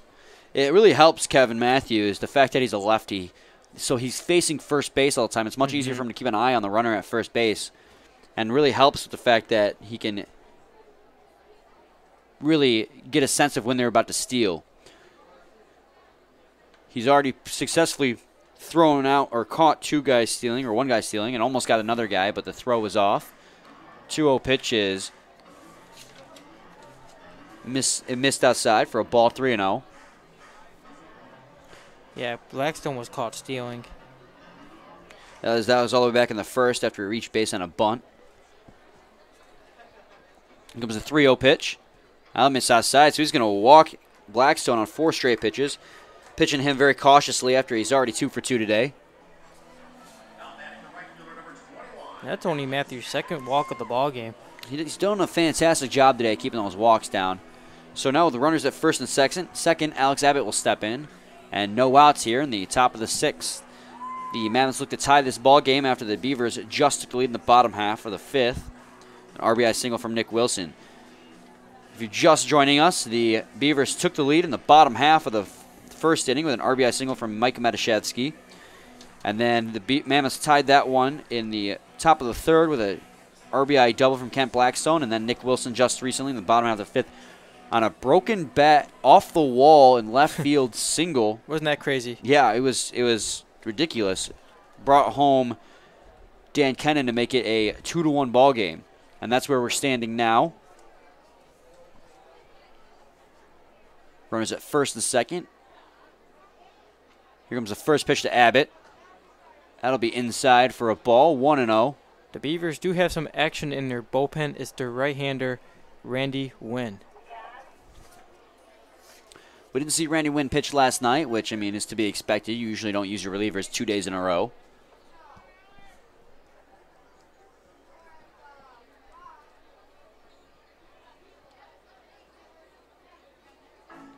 Quick look back to second to make sure that Fuhr gets back there.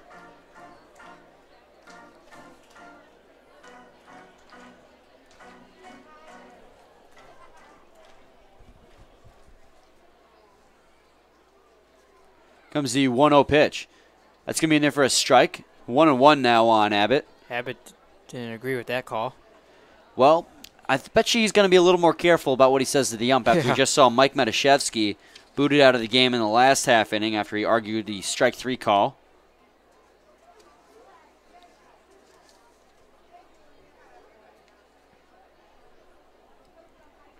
Comes the 1-1 pitch, swung on and tipped foul. 1-2 now on Abbott.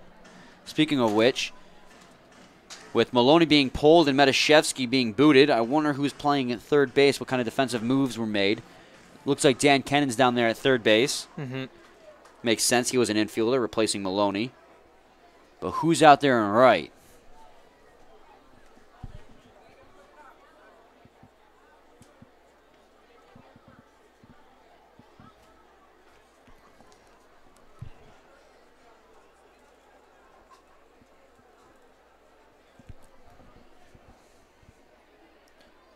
It looks like Gerard Hernandez. It was the 1-2 pitch, and it's going to be high. Count's going to fall even at 2-2.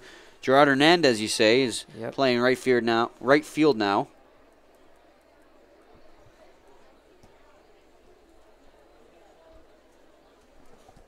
Thankful for your handy-dandy binoculars. Let us pick out the players in the outfield and in the bullpen that are warming up. Here comes the 2-2 pitch. Oh, he's going to drive that one deep to right field. Hernandez is on the walk, and that's going to land on the hill in right field. That's going to be a 3-run home run. Wow. And that'll give the Mammoths their first lead of the ball game. Beautiful swing there. Yeah, Alex Abbott launches that one onto the hill in right field. He hit that one on a line out there just to the left of the foul pole. And a 3-run home run for Alex Abbott gives the Mammoths a 4-2 lead here in this ball game. And those fans out there on the hill were treated to a baseball. And that's going to put a damper on Kevin Matthews' outing as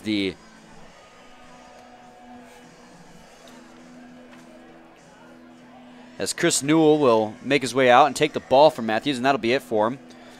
Not the way he wanted to end this ball game. He pitched fantastic today, but that one bad pitch is really going to damage his outing. So he'll go 5 innings pitched. Give up 3 hits, 4 runs, 4 of which were earned. Only walked 2 batters and struck out 6. So its stat line is better than what it shows. Yeah.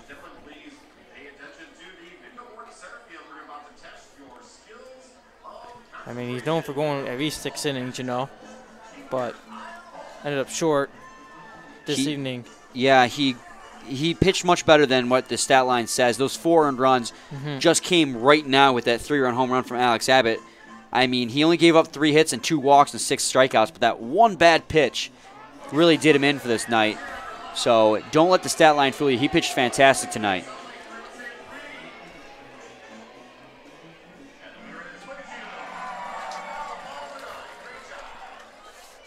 It's Randy Wynn's turn for the Beavers.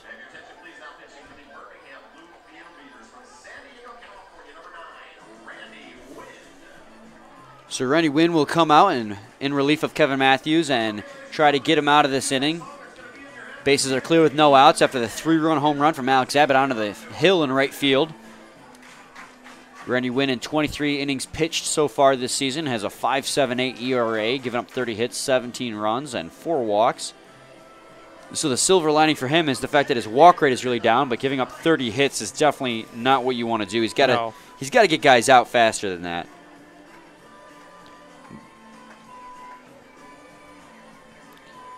We used to seeing him in the starting rotation, but obviously great spot here in the relieving row as well. This is a good opportunity for him to really get things in order with bases clear, no outs. It's a fresh start for him, and let's see what he can do as Jeff Smith will stand in. Jeff Smith so far is 0 for 2. He grounded out and popped out so far. Last time up, he popped out to Wilson in foul territory.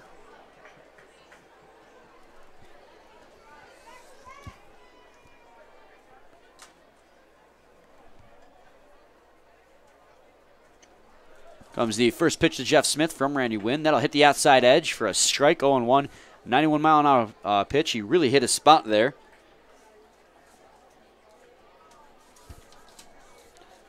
Comes the 0-1.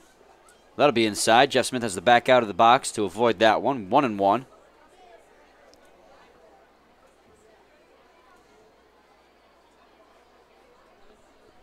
That home run from Abbott, Dan, just got out in an absolute hurry. if we could have timed it, it would have been less than Yeah. it felt like 3 seconds to get out. And you know, it's great seeing all those little kids out there running after as well. It was like a scene out of a zombie film where the hordes of zombies went after that ball. It was so funny to watch all of them chase after that one. Here comes the 1-2. Swing and a miss there. Great start for Randy Wynn, striking out the first batter of the season, Jeff Smith. And now there'll be one out here in the top half of the 6th inning. Riley Palmer will step in. He's 0 for 1 today. He was hit by a pitch back in the 2nd inning and stole second base. He hit a home run last night. One of the only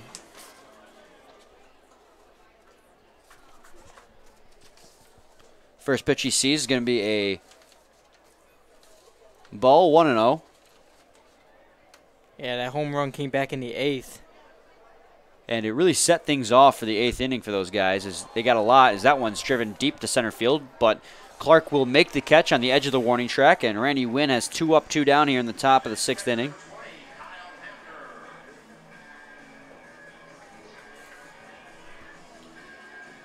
So Kyle Hamner will step in. He's also 0 for 2.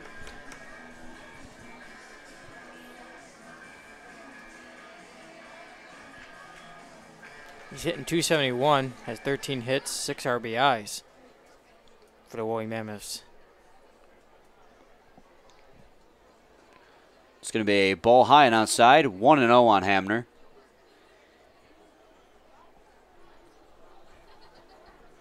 Yeah, Hamner went 2 for 4 yesterday, 2 for 5 yesterday with a double. Came around to score, though, as he flies that one in the shallow center, right center. Gets down with a base hit.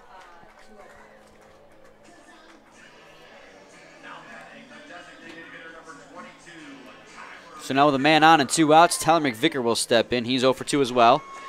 You're going to hear a lot of that out of us as Kevin Matthews did well today. Unfortunately, had 4 earned runs thanks to that 3-run home run from Abbott. But he only allowed 3 hits all game.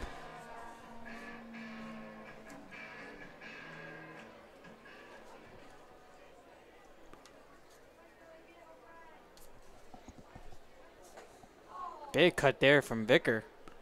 He misses on it, though, so it's 0-1.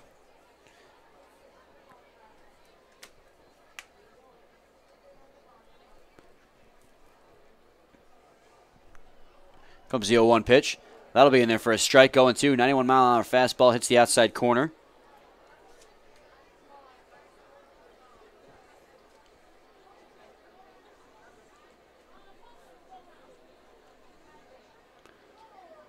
Oh, 2 pitch is going to be just outside. 1-2 now. Had just missed. From our point of view. It was a 2-1 lead for the Beavers coming into this inning, and then the 3-run shot from Alex Abbott not only gave them the lead, but knocked Kevin Matthews out of the game. And that ball was hit on a line to the right field hill out there, and that got out in a hurry. 2 balls, 2 strikes, 2 outs here in the top of the 6th inning with a man on first and a 4-2 lead for the Mammoths. Swing and a miss there from Tyler McVicker, and Randy Wynn does a great job in relief to end this inning, or end this top half of the inning, and we go to the bottom half of the 6th with now a 4-2 lead for the Mammoths. The Beavers will look to retaliate, and leading off that counter-attack will be Nick Buckner, following him Lewis Johnson and Conrad Kovalchik. So we'll be back shortly with more. Please stay tuned.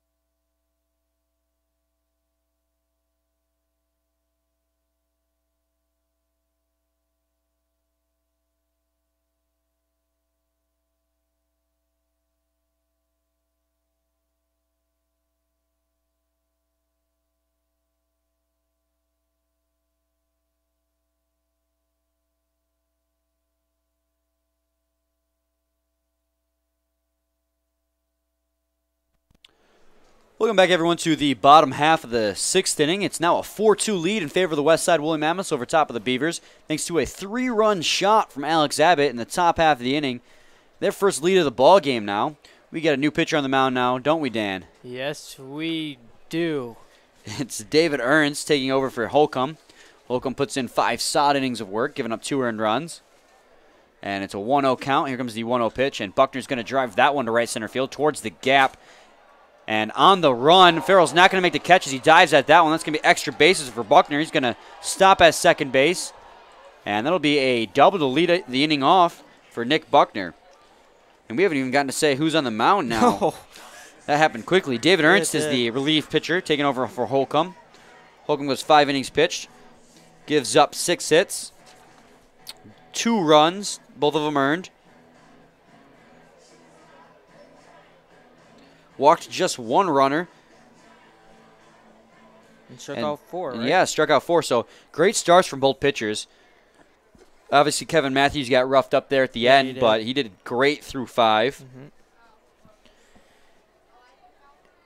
So now Lewis Johnson will step in with a runner in scoring position and a chance to cut down on this deficit. 1-0 now on him. And Brian, we were treated to a presentation before this inning began. Yeah, Dan. It's great. We mentioned before that Alex Molina was pulled for Dan Kennan, and we were wondering if that was because of his 2 strikeouts. Mm-hmm. Actually, instead of it being a negative reason, it was actually a fantastic yes, reason. It is. Alex Maloney just signed a contract with the Chicago White Sox, so he will be leaving the USPBL and the Birmingham-Bloomfield. I'm sorry, the Westside Woolly Mammoths, the Birmingham-Bloomfield Beavers. It's great to see. You know, he's the 14th player here in USPBL to be drafted. Or signed. Yeah. Yeah, he's going to leave the Beavers and sign with the Chicago White Sox and go in the organization and have an opportunity to work his way up to the Major Leagues. Fantastic news for him, and that's what it's all about here at Jimmy John's Field. Is we pride ourselves on being a springboard for these players in an attempt to make it to the Major Leagues. And when that happens, it warms your heart. Meanwhile, that's grounded out to the first base where Palmer tossed it to Ernst, who was covering, but that's going to advance Buckner to third. And then when he gets to the majors, like, hey, we remember him. And he won't remember us. No.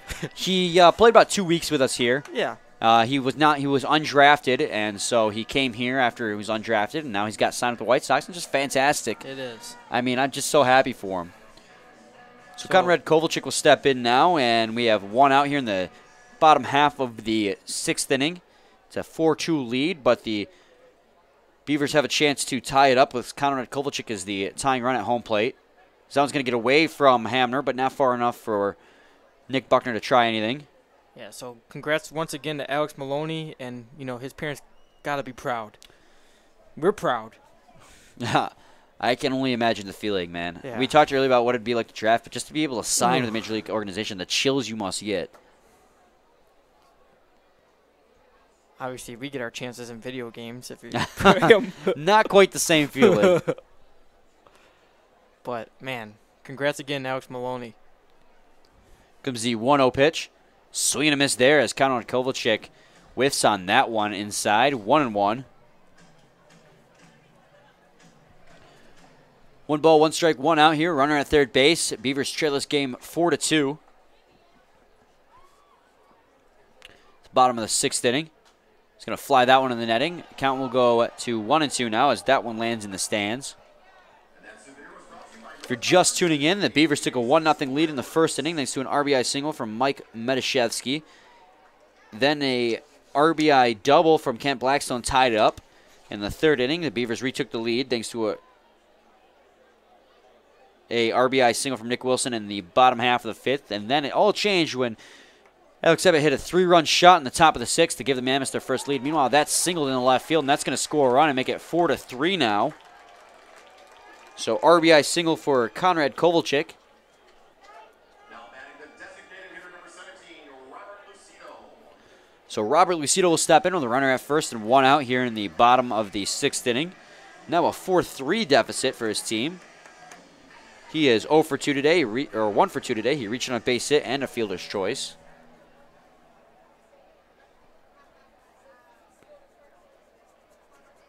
He's going to drill that one to center field. That'll land for a base hit.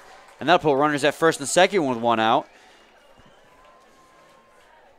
So David Ernst getting roughed up here a little bit. Yeah, he came in today with a not so stellar ERA and looking to maintain this lead, and now his runners at first and second.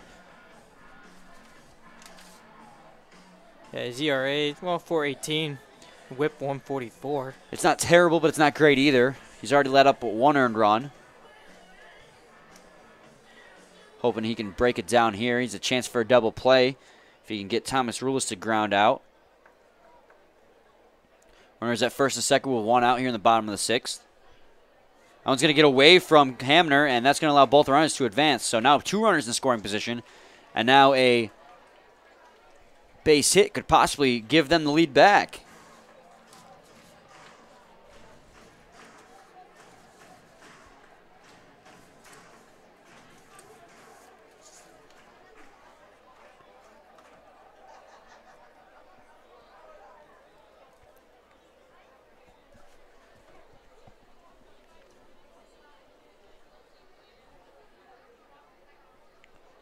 Here comes the 1-0 pitch.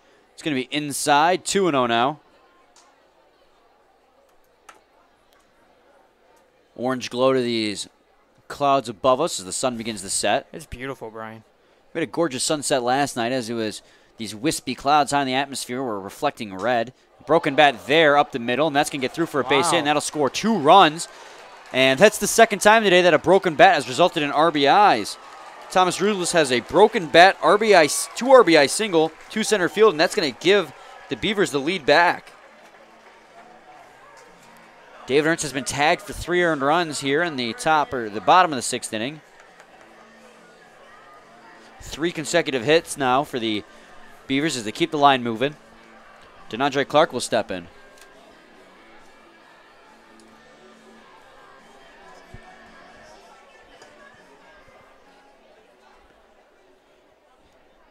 As Hamner is going to go out to the mound and talk with David Ernst. Denandre Clark is 0 for 1 today. The Roy Mammoths got action in their bullpen, and it's their right-hander, Josh Mason.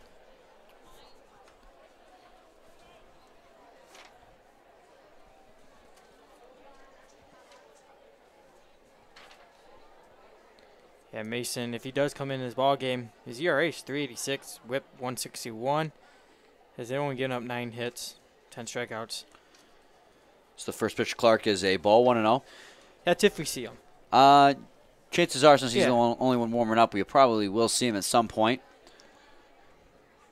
He's going to ground that one back to the pitcher, Ernst. He's going to throw to second high, though, and that's going to allow both runners to be safe. Ernst clearly frustrated at himself. And that'll be an error on him.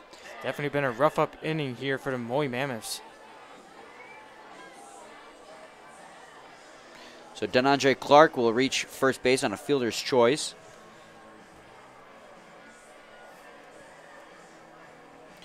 Thomas Rulis reaches second on an E1.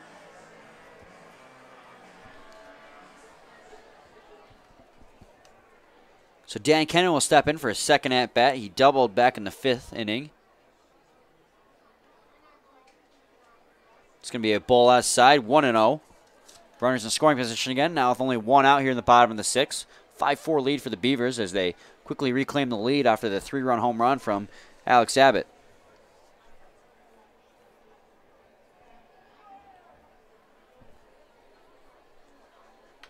We saw a broken bat single off the wall from Nick Wilson to drive home a run, and now a broken bat single from Thomas Rulis up the middle allows 2 to score. Meanwhile, Jeff Smith's going to misplay that one up the middle, and that's going to allow only 1 more run to score. But in the meantime, Dan Kennan gets selfish and gets tagged out at second and throw back in. So it's going to be a RBI single for Dan Kennan. That'll score Thomas Rulis from second base, put Denandre Clark all the way to third. And we're having a pitching change here. Or no, we're not. I thought we were. My mistake. Nick Wilson will step in. He's 1 for 3 today. He had that, just like I mentioned, that RBI single last time up. Broken bat Ball still made it all the way out to the wall. Imagine if this bat wouldn't have broken. That would have been gone. Yeah. First pitch to him is going to be a pitch inside, 1-0. Runner at third base with 2 outs here in the bottom half of the 6th. The Beavers have responded to the Mammoths' 3-run top with a 4-run bottom, as that one's going to be driven up the middle for a base hit. That's going to be Nick Wilson's second RBI of the game, and that's going to score another run. And the Beavers are just doing a fantastic job of just keeping this line moving. They sure are, Brian. It's just been a rough inning here for the William Mammoths, and I believe that's going to be it for David Ernst. Now Shane McCaddy will come out and make the change.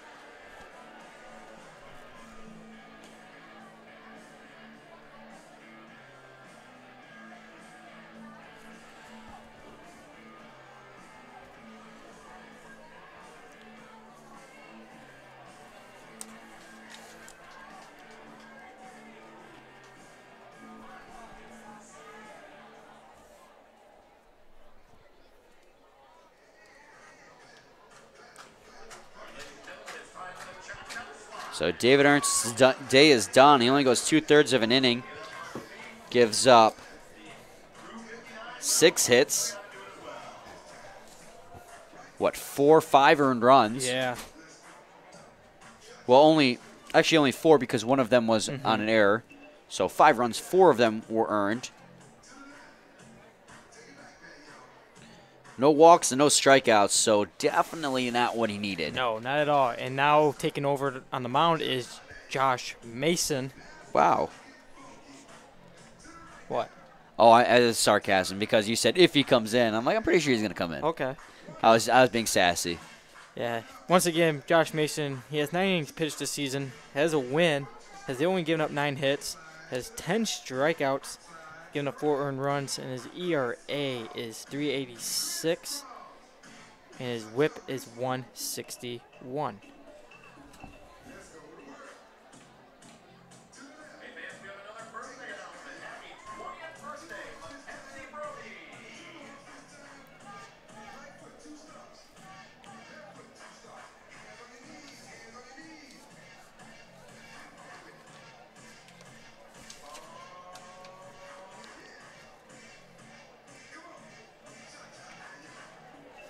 So if you're just tuning in, I'll recap for you so far. It was a 1-1 ball game up until the 5th inning when the Beavers got back out to a 2-1 lead with an RBI single from Nick Wilson, a broken bat off the wall single that drove home Dan Kennan, and then the Mammoths retaliated with a 3-run home run from Alex Abbott in the top of the 6th to give them a 4-2 lead. But David Ernst, in relief of Holcomb, did not have a good outing. He only goes 2/3 of an inning with 6 hits, gives up 5 runs, 4 of which were earned, and the Beavers came right back and took the lead back, and it's now 7-4 in favor of the Birmingham-Bloomfield Beavers. They have 1, 2, 3, 4, 5, 6 hits, and we have RBIs coming from 4 different batters this inning. So now Gerard Hernandez will step in for his first at-bat of the ballgame, taking over for Mike Metashevsky, who was ejected last at-bat. That ball's going to miss high for a, ball, 1-0. Yeah, was arguing that last pitch call. Yeah, call third strike. Yeah, so you're never going to win a battle against an ump. Yeah, and just saying stuff to the ump's just going to Make it worse. Make it worse for you. 2-0 as that one misses outside. So now Josh Mason will come in. Try to get the final out of this inning. A man on first with 2 outs, and now a 7-4 lead for the Birmingham-Bloomfield Beavers over top of the Mammoths. Comes the 2-0. It's going to be outside, 3-0 now.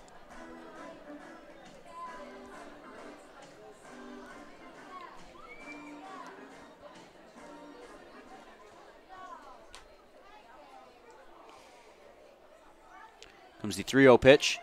That'll miss low, and on 4 pitches, Gerard Hernandez is going to walk. So now we've gone through the lineup entirely this inning, and Nick Buckner is going to come up to bat his second time today. Running out of room here on our score sheets.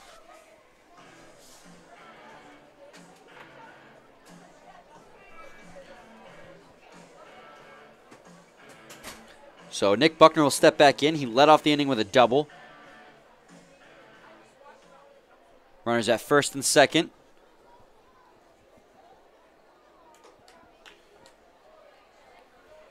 It's going to be a strike, 0-1.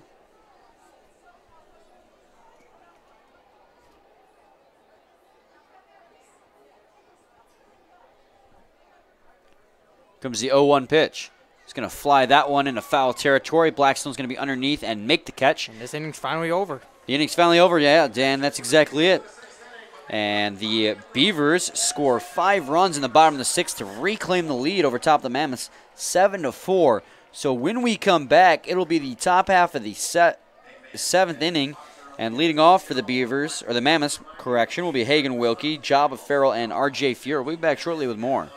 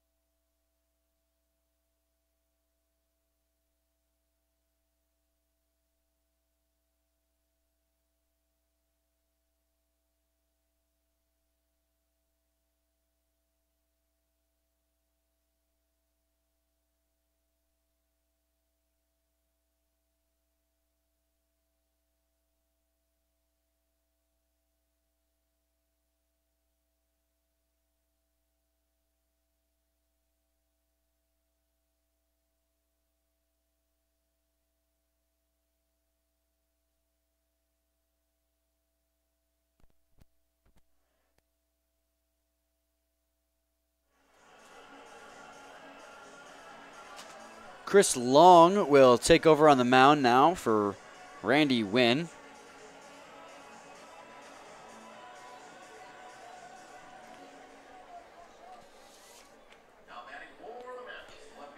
Randy Wynn in relief does a good job. He goes 1 inning pitched, giving up 1 hit, no runs, 2 strikeouts, and no walks. Great job by him in relief. Now Chris Long will come in. He's only pitched 1 2/3 innings, Dan, and given up 5 runs. Ooh. And that was in his debut, I believe. So this is going to be an opportunity for him to really turn things around definitely. and show his team on the Beavers what he can really do. As Hagen Wilkie will step in now. He's 0 for 2 today, struck out twice. He's going to foul that one in the netting. 1-0 or 0-1 now.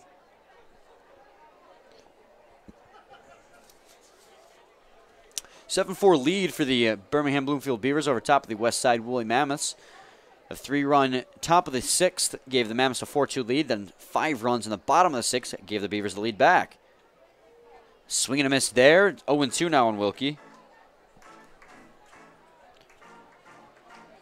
A 3-run shot from Alex Abbott in the top half of the 6th gave the Beavers the Mammoths a 4-2 lead. And then RBIs from Dan Kennan, Nick Wilson, Conrad Kovalchuk, and Thomas Rulis gave them a 7-4 lead in the bottom half of the 6th. So now we're in the top of the 7th and a 1-2 count on Hagen Wilkie as the Mammoths try to retaliate once again and score a couple more runs. And it's great to see Mr. Appleby here making his rounds, greeting the fans, the owner of this beautiful stadium. 1-2 pitch swung on and missed, and Hagen Wilkie goes down the 3rd time today on strikes. He's got a hat trick of strikeouts.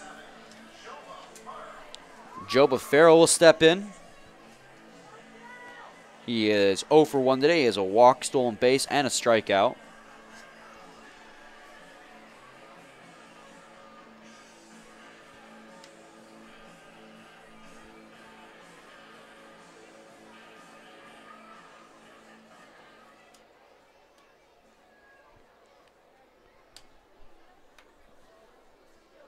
Comes the first pitch to Farrell.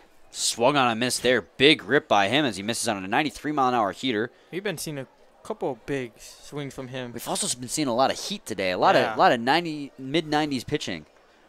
So that one hits 93.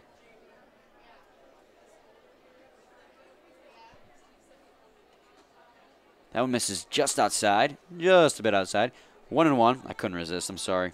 That actually was legitimately just a bit outside, though.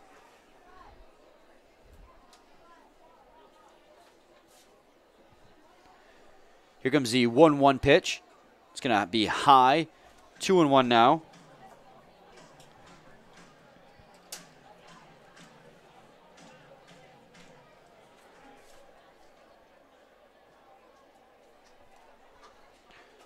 Two-one pitch. Just going to foul that one in the netting.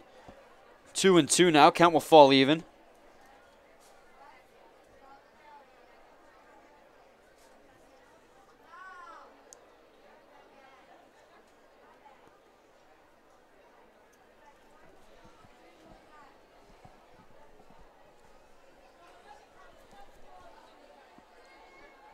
Here comes the 2-2 pitch.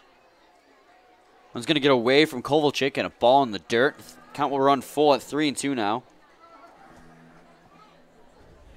I'm telling you, Brian, it's great to see the Ferris wheel lit up there in the distance. Yeah, it's definitely a pretty sight to behold. That and the what is that? The The swing? demon drop. Is it Demon Drop? And there's the swings too. You Yeah. can see the demon drop all lit up and glowing brightly. 3-2 pitch is going to be inside. Going to walk Joe Farrell. So now there'll be a man on with one out here for RJ Fuhr. He has a base hit his last time up, a 1 for 3 in total. You know, I used to go to that fair all the time. Well, when it's in Gibraltar, it moves around Michigan. And it started to get a little sketchy. Yeah. And then the last few years, it's been resurgent. They got a brand new roller coaster. Yeah. All of the equipment is brand new. And it looks genuinely like a fun and primarily safe way to spend your day. Yeah, you know, those type of fairs kind of sketchy. You know, you never know what can happen. But But it's absolutely beautiful over there now as they Yeah. got a lot of new equipment. And it's 0-1 now. They really put some money into it. And, I mean, if I had time, I would go. Yeah. Just got no time anymore. I went last The year. life of a college student. Yeah, that too. But I've been to, Gibraltar. I didn't go this year, but I've been to last year, especially when they have it in Sterling Heights. Is that the same fair, right? I believe so. They go around all of Southeast Yeah. Michigan. And RJ Fuhr, oh, they're going to hit RJ Fuhr. I was about to talk about Joe Farrell trying to steal, but RJ Fuhr gets pegged in the back. I think it was the side of the helmet. You sure? I don't know. It was close there. So now there'll be runners at first and second with one out for the Mammoths as Kent Blackstone will step in. It's great to see Fuhr get up on that one. Yeah, for sure. That can be he's okay, scary yeah. anytime a pitcher's hit or a batter's hit. And Chris Newell will come out.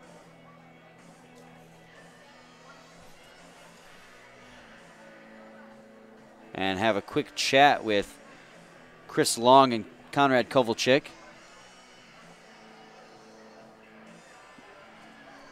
Chris Long started off the inning with a strikeout, then walked, now hit Jabba Farrell.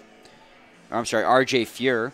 And that put runners at first and second with one out. So let's hope here he can get it together and get the next two guys out. Yeah, Blackstone's been on base all night long. You know, he had to hit RBI double back in the third, had an infield bunt back in the first, and walked the last time up. So let's see what he can do here. He has a good chance to get these, at least one runner in with only one out. That pitch is going to be outside, 1-0. The Woolly Mammoths right now at the top of the seventh. They definitely need some runs on the board if they want to get back in this game. Down by 3.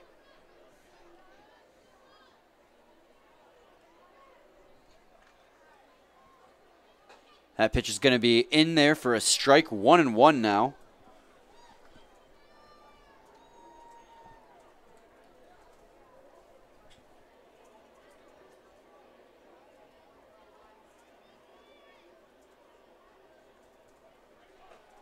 Swing and a miss there. They're going to throw it on the third, try and get him. But Jabba Farrell's going to get in safely, and that's going to be a double steal as RJ Fuhr takes second, too. So now there's runners in the second and third with one out for Kent Blackstone and a 1-2 count.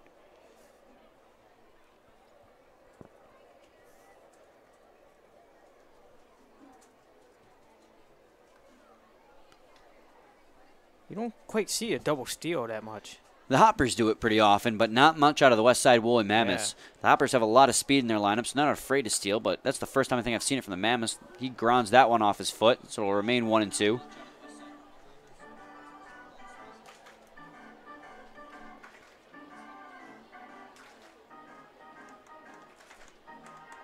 So it's a 1-2 count with 1 out here against Kent Blackstone. We got runners in second and third, and his team trails 7-4 here in the top of the 7th inning. Comes the 1-2 pitch. He's going to drive that one deep to right field. That one's going to be a moonshot home run over the hill in right field. And Kent Blackstone has just hit a 3-run home run to tie this ball game at 7 apiece. Jeez, just like that. He's got himself 4 RBIs today.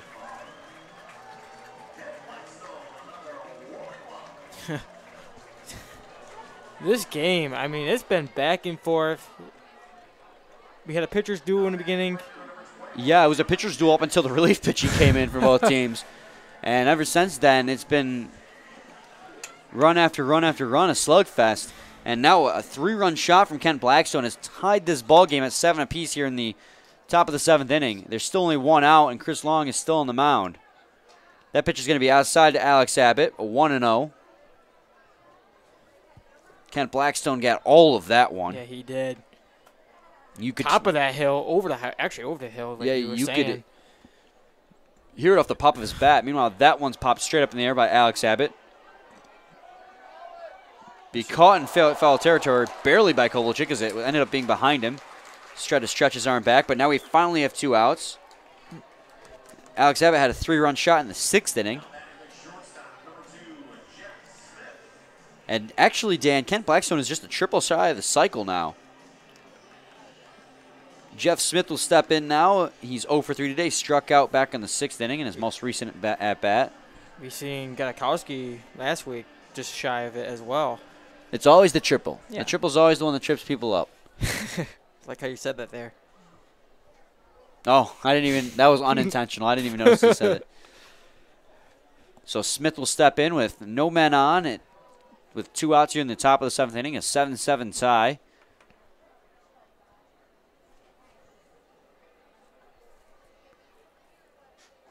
First pitch is going to be a strike, 0-1.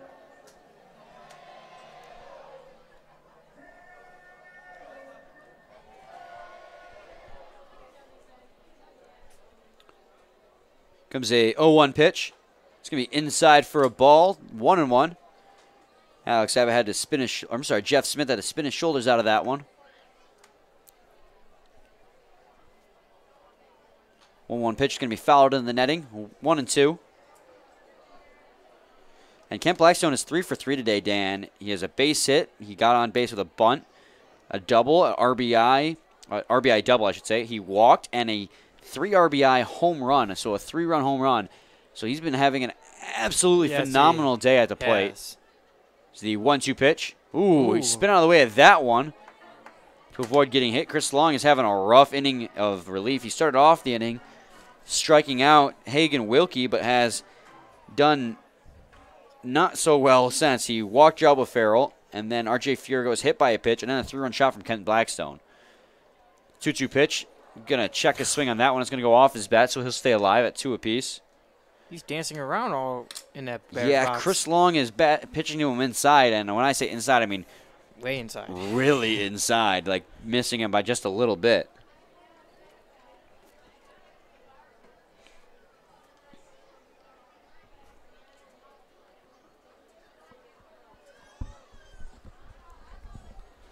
Here comes the 2-2 pitch. It's going to be low for a ball, 3-2.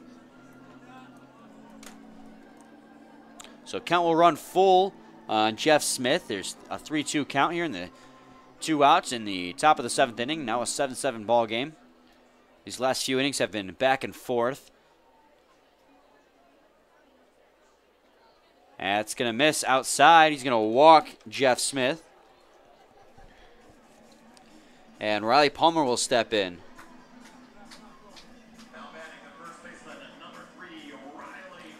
Palmer, I'm sorry. I was going to say second walk batter for Chris Long in this inning.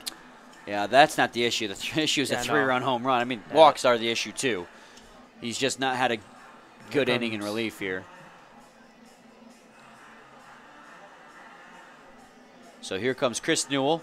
That'll probably be it for Chris Long. I can't imagine them letting him stay out there any longer. He had just as rough of an inning here as David Ernst did in the last inning. And that'll be it for Chris Long. He goes 2/3 of an inning pitch. Only gives up 1 hit, but a big hit it was, as it was a 3-run home run from Kent Blackstone. He walks 2, strikes out 1, and hits a batter.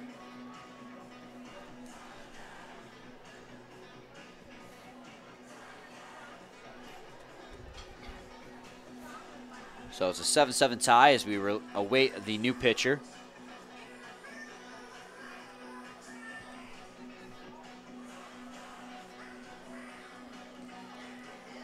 And it looks like the lefty, or actually, yeah, lefty, Kevin Martin.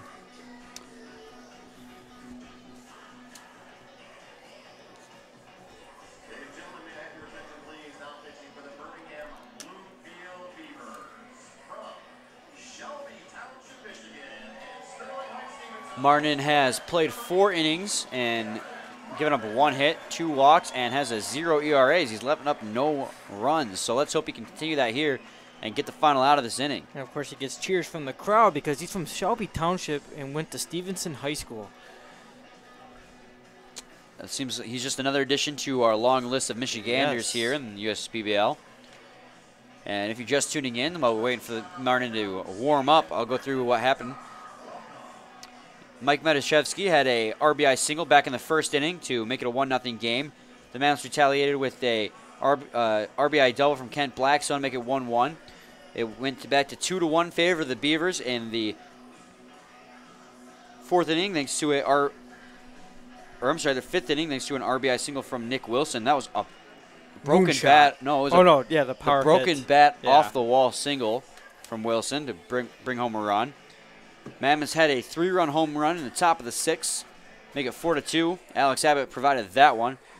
And then the Beavers retaliated with 5 of their own RBIs coming from Kennan, Nick Wilson, Conrad Kovalchik, and Thomas Rulis to give them a 7-2 lead, and now a 7-4 lead, and now a 3-run home run from Kent Blackstone this inning makes it 7-7. And that was a moonshot.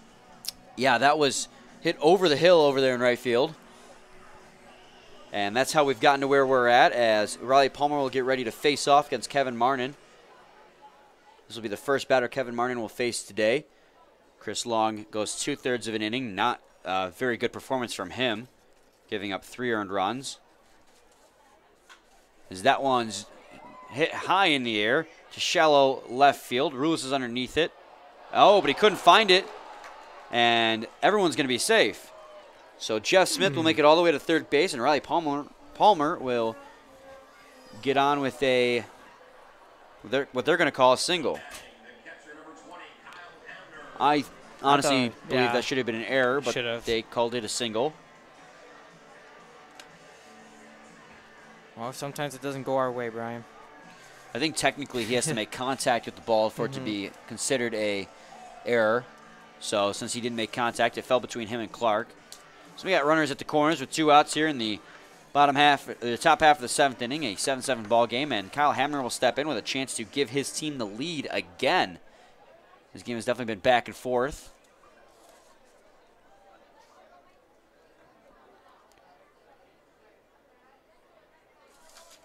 So that was going to be fouled into the netting, and Riley Palmer will have to retreat back to first base as he tried to steal there. It's probably a hit and run attempt.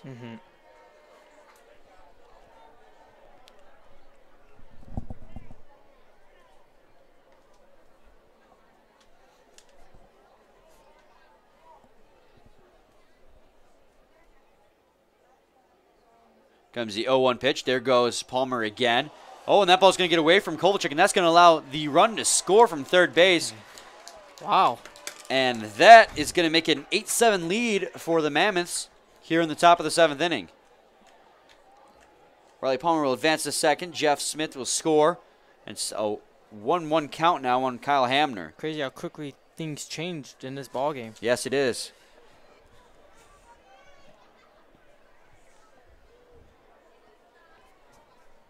Martin should have been able to get out of this inning if Rulis would have been able to make that play out in center field, as that one's fouled in the netting.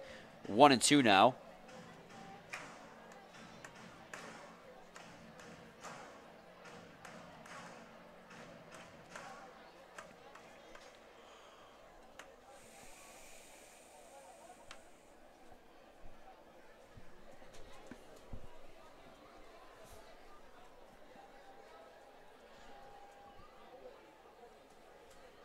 We were absolutely cruising through this game up until the 5th inning, where Matthews and Holcomb got pulled out, and the relievers came in, and it's been a slugfest since.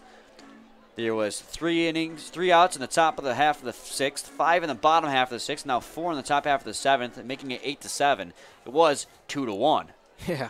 So clearly, relief pitching not the strong suit of either of these teams at this point. The bats woke up for both sides. Randy Wynn, the only relief pitcher to this point to have a really good outing. 1 inning pitch with 1 hit and 2 strikeouts, no walks and no runs. Sounds going to be flying into the air. It's going to land in the netting, so it'll be 1-2 still. It seems like it's always like that 5th or 6th inning that's always the longest or something like that. Middle innings are usually the ones that, because you know what it is, Dan, is because batters come in and they've seen the pitcher a couple times. Now they start to learn their patterns and are able to pick out some of the pitches and able to hit them. Also, the pitchers have been going for a few innings, so they're starting to get worn down. It's not as uncommon as we tend to think it is. The 1-2 pitch is going to be driven to left center field. That's high in the air. I don't think it's going to make it out. Clark is going to make the catch just shy of the warning track, and that's going to finally end the inning. We finally can stretch. But not before the Mammoths get 4 runs and take the lead 8-7. So when we come back after the 7th inning stretch, it's going to be the Beavers up to bat in the bottom half of the 7th. Leading it off for them are going to be Lewis Johnson, Conrad Kovalchik, and Robert Lucido. So please stay tuned for more.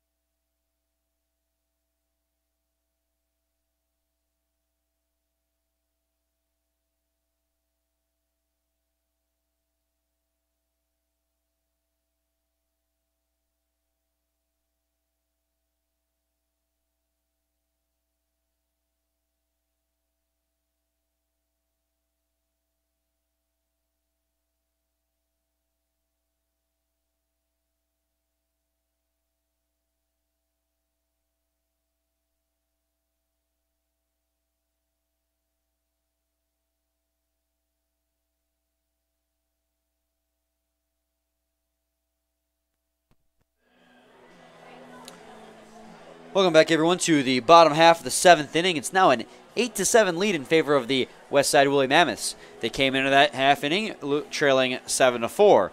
So it's been a back-and-forth game here. Josh Mason is still on the mound for the Westside Woolly Mammoths after he got the final out in the bottom half of the 6th. The first pitch to Lewis Johnson is swung on and missed, 0-1.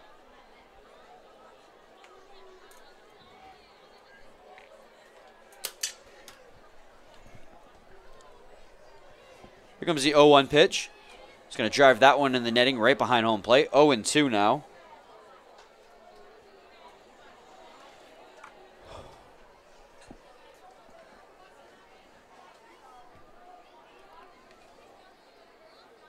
Comes the 0-2 pitch. It's going to drive that one foul. It's going to get out of play. The remain 0-2. Yeah, it was a 7-4 lead in favor of the Beavers going into the top half of the 6th inning, or 7th inning, apologies. And then a 3-run home run from Kent Blackstone. It changed everything. Shot. Yeah, over to right field, over the hill. Tied the game at 7 apiece, and then Jeff Smith scored on a wild pitch to give them the lead 8-7. 0-2 pitch is fouled in the inning again, so Lewis Johnson's just staying alive. Johnson's 1 for 3 today. He had a double back in the 4th inning, but grounded out to first base his last time up.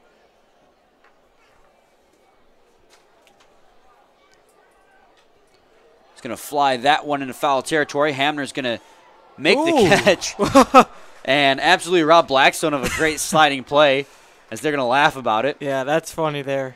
Blackstone came sliding in to make a highlight reel grab, and Hamner just grabs it out of the air. He says, "Don't worry, I got you." So that's going to be 1 up, 1 down here in the bottom half of the 7th inning. Conrad Kovalchuk will step in. He had an RBI single his last time up. He's 2 for 3 today.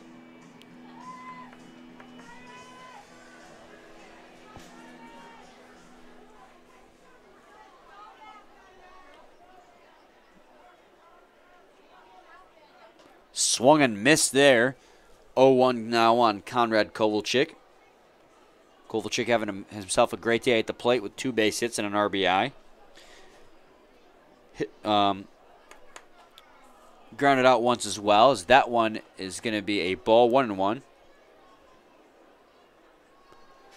Skies have cleared up 100% now as the sun is continuing to set here. He's going to have to spin out of the way of that one. 2-1. Very close pitch there. And it's turned into a very cool and clear evening here at Jimmy John's Field. Perfect night for a bonfire. Right? 2-1 pitch is going to be hit high in the air, and RJ Fear is going to come in underneath it and make the catch over there at second base. So 2 pop-ups, 2 outs. I'm just bringing that up because some of these seats here at Jimmy John's Field, I think it's in the group area, seating area. They have bonfire pits going. Yes, they do. So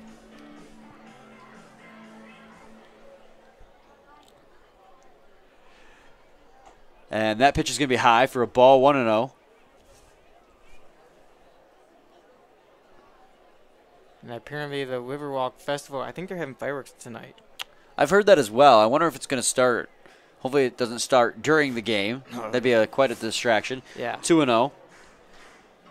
I'm sure the fans would like it, but I'm sure the players would find that quite intrusive on their focusing abilities. Here comes the 2-0 pitch. It's going to be in there for a strike, hitting the outside corner. 87-mile-an-hour fastball. Josh Mason doesn't have a whole lot of velocity, but he has a heck of a lot of control.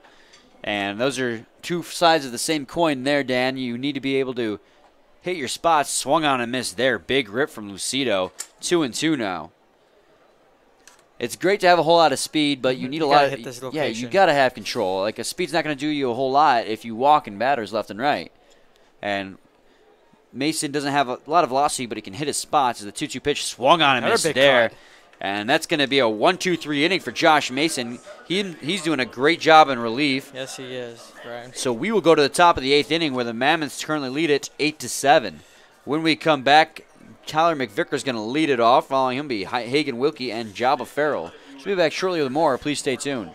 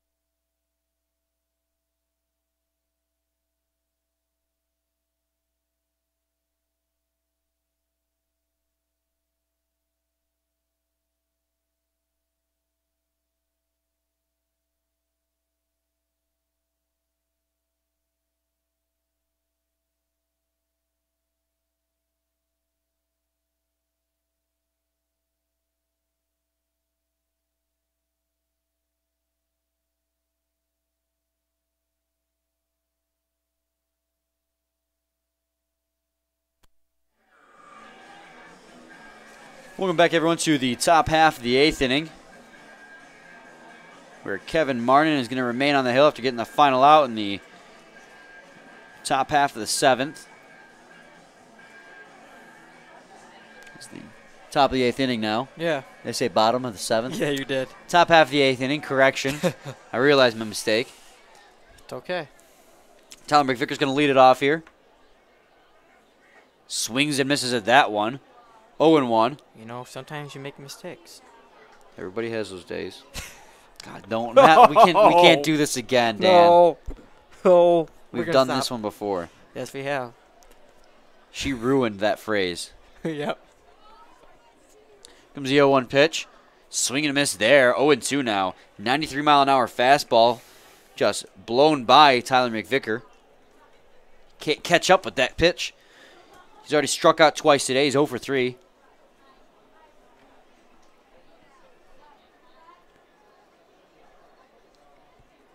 The 2 pitch is going to be fouled in the netting. Managed to get a piece of that one. Tyler McVicker seeing only fastballs so far in this at-bat.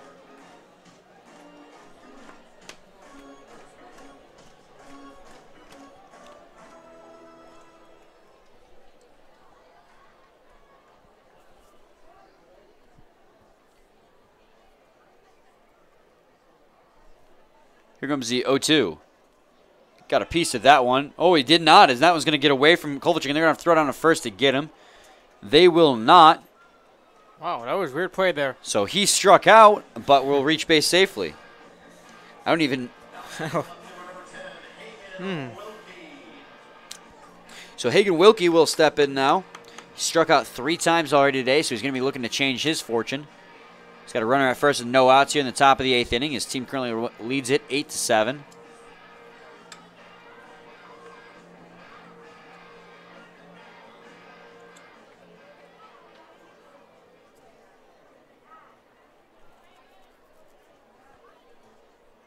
Throw down a first real quick.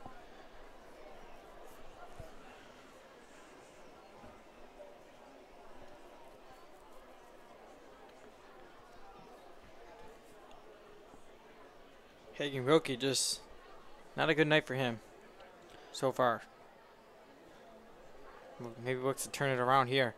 He's going to show bunt there, and that's going to advance the runner. So he will... Great job for him doing that to get the runner in the scoring position now.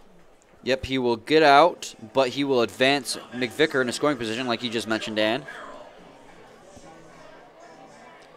So he was signed to do a bunt, and he did exactly that. He won't reach base safely in today's ball game, well, unless other circumstances happen and he comes up to bat again. But as of right now, he will go 0 for 4, but sacrifices his a chance on base to bunt and move his teammate up. So now with 1 out, there's a runner in scoring position at second base, and Joe Farrell will be up. Farrell is 0 for 1. He struck out but walked twice. Stole second and third in today's ball game. So you're going to want to keep him off the base paths as the first pitch to him, he swings and misses on 0-1. He's been making some big cuts tonight. Big swings, that is. But unable to get a hit.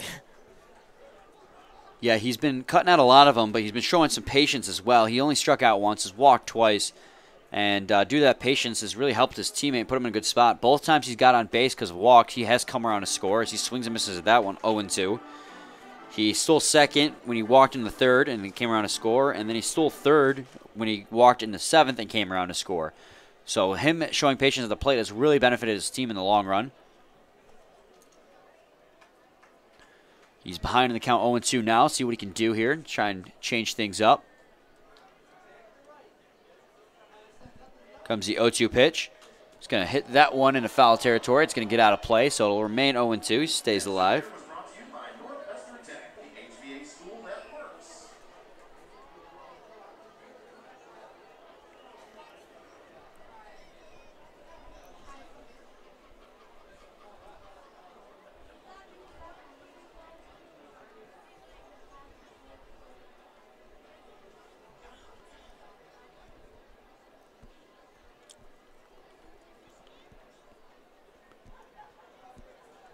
Comes the 0-2 pitch. Swing and a miss there, and Jumbo Farrell goes down on strikes. It's the second strikeout this inning for Kevin Martin. First one that will be recorded for an out, though. So now R.J. Fuhr will step in with a runner on second base and 2 outs.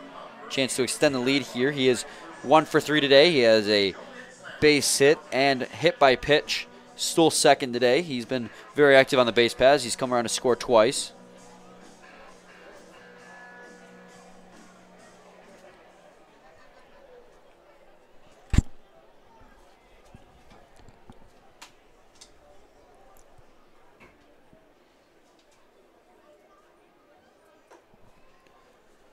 First pitch to him is going to be a ball, 1-0.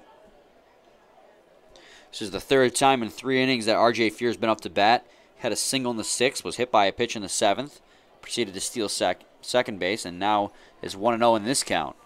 So he's been getting plenty of opportunities in this ball game. 1-0 pitch is going to be inside, 2-0. Got a runner at second base with 2 outs. His team currently leads it 8-7 here in the top of the 8th inning. We've had home runs today from Abbott and Blackstone. Both 3-run shots have done most of the damage for the Mammoths today.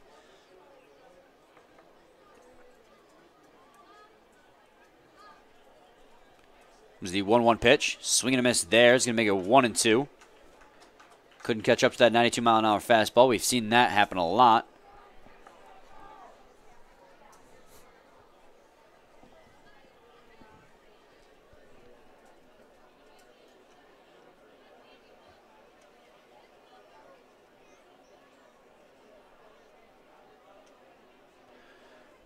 Once your pitch swung on and missed at a pitch at the letters, and that's going to end the inning. So Kevin Martin's going to strike out 3 and ground out 1, as weird as that sounds. Yeah. But we'll go to the bottom half of the 8th inning with the Mammoths currently leading it 8-7. When we come back, Thomas Rulis is going to lead it off. Following him will be Denandre Clark and Dan Kennan. So we'll be back shortly with more as the Beavers try to take back the lead here.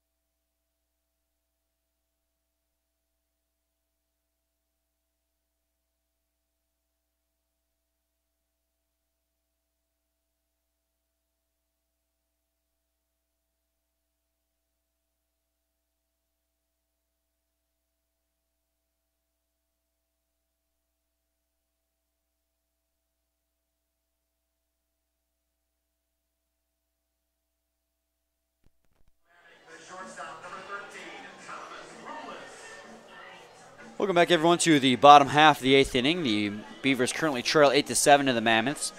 Thomas Rule is set to lead it off, and we got a new pitcher on the mound, Dan. Yes, we do. It's Jared Gaynor. Yeah, Dan, he takes over for Josh Mason. Josh Mason really got things under control after Ernst had a rough 2/3 innings pitch. He went 1 1/3 with a hit, no hits, no runs, no walks, and 1 strikeout. Really kept things going. Came in, got 4 consecutive outs, did his job. He's gone now. Fantastic job from him. Yes. Now Jared Gaynor's in, Dan, and what is his stats like so far? Well, it's really good, you know. Gaynor has 24 innings pitched. Of course, he has 2 wins, 2 losses. He's only given up 24 hits. He has 26 strikeouts. He's given up 5 earned runs. ERA is 182 and WHIP 118. Yeah, he's been fantastic in relief this season, as it's 3-0 on Thomas Rulis. And let's see if he can keep this trend going now, or start a trend, I should say. Josh Mason does a great relief appearance after David Ernst's less than stellar one. And he's going to lose Thomas Rulis on 4 straight balls, and he's going to walk him to start the inning. So not the way he wanted to start that one. Not at all. So now Denandre Clark will step in. He is 0 for 2 today. He has reached base in a plentiful sort of ways, variety, none of which came from a hit. He reached base in the first. He was hit by a pitch. Stole second. He reached base in the third. He was walked. Stole second. Got caught stealing third. He's a little greedy there. Yep, and then he grounded out in the fifth, and then reached on a fielder's choice in the sixth. So he has reached base in a lot of different ways, but none of which have come from a base hit. As he shows bunt there. Bunts it foul, though, so 0-1 on him. It's going to be a runner at first with no outs as his team trails by 1 run here in the bottom half of the 8th inning.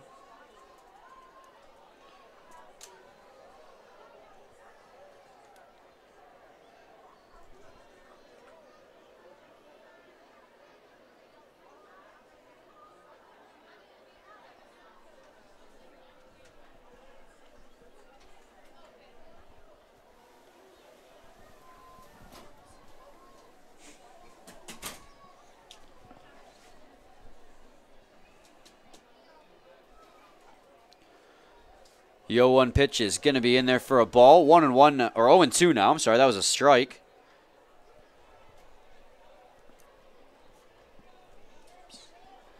Got a runner at first base. No outs here in the bottom half of the 8th. The Mammoths currently lead it 8-7. Comes the 0-2 pitch. He's going to ground that one back to the mound. Jared Gaynor's going to make a quick little toss to first, and that's going to be 1 out. Meanwhile, Thomas Rules will advance to second. That'll be a runner in scoring position with 1 out and a chance to tie the ball game for Dan Kennan. Dan Kennan today is 2 for 2 as he came in after Alex Maloney was signed with the White Sox. So Alex Maloney was pulled earlier in this ball game after he was signed with the Sox, and Dan Kennan came in and hit a double and an RBI single. So he's done a great job filling in. Yes, he has. And congratulations again to Alex Maloney. So the first pitch to Kennan's going to be a ball outside, 1-0.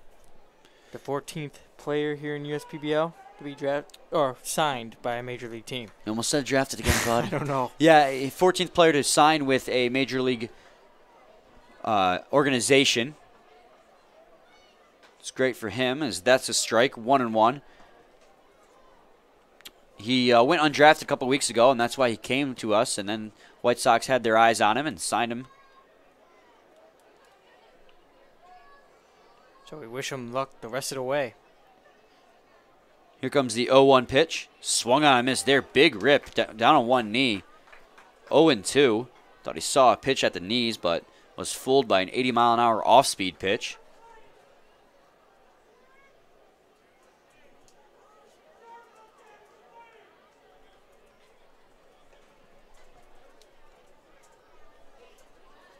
The 1-2 pitch, swung on a miss there, and Dan Kennan's going to go down on strikes. It's going to be the first strikeout for Jared Gaynor today. And now Nick Wilson will come in with 2 outs and a chance to tie the ball game with a runner at second. Wilson's had quite a night for himself today. Yes, he has. He singled off the wall in left field, breaking his bat in the process. That was crazy, wasn't it? He's got a crazy amount of power to be able to break his bat and still hit it off the wall. So that was a base hit RBI, and then following that, he had a base hit RBI in the 6th, too. So he's got 2 RBIs. He's 2 for 4 today. Looking to make it 3 as Shane McCaddy comes out to the mound. Have a quick meeting with Jared Gaynor.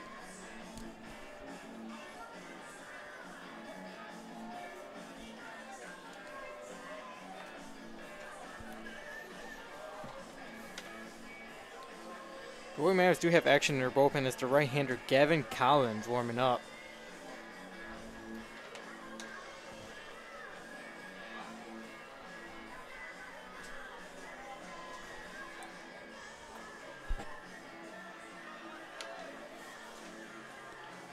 We saw Gavin Collins last night, Dan. He closed out the, well, it didn't close out the game. It was a blowout. But he finished the game. He went 1-2-3 in the bottom half of the ninth. So I'm sure they're warming him up so he'd be ready to go in the ninth. If the case be that'd be a closing situation. And that's a ball against Nick Wilson, 1-0. 1 ball, no strikes here in the bottom half of the 8th inning. We got a runner in scoring position, and the Beavers currently trail 8-7. It's really weird to see that because we usually see Corey Kimber come in for the save as well. As he pops that one up way high in the air. And Gaynor had trouble finding it, but when he did, he made the catch just in front of the mound. And that's going to be it. We've played 8 innings here, and the Mammoths still lead it 8-7. And when we come back, it's going to be the top of the 9th inning. Due up for the Westside William Mammoths is going to be Kent Blackstone. He's got himself 4 RBIs and a home run today. Alex Abbott's going to be after him. He's got himself a 3-run home run. And then Jeff Smith. So when we come back, those guys are going to be due up, and please stay tuned for more.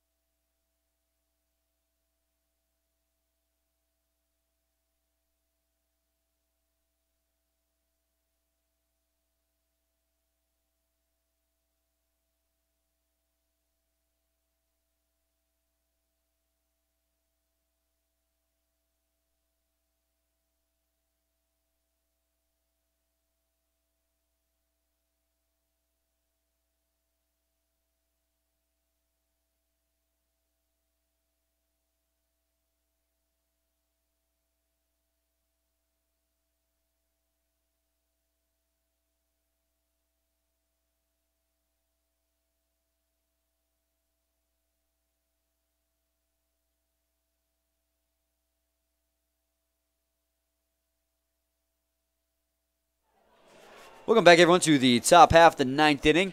Westside Woolly Mammoths looking to extend their lead before they go to the bottom half. Kent Blackstone's going to lead it off, and he's had himself quite a day. Yeah, he has, Brian. It's just a triple shy of the cycle. He had a base hit, a double with an RBI, and then a 3-run home run in the 7th. And he walked as well. He's 3 for 3, and I think he's the easy favorite for player of the game. I wouldn't argue that. That pitch is going to be high, 1-0. Kevin Martin's out there again for his second full inning of work. That pitch is going to hit the outside edge. 1-1 now. Lori Wargo. Jude Wargo is looking for you in the right field patio area.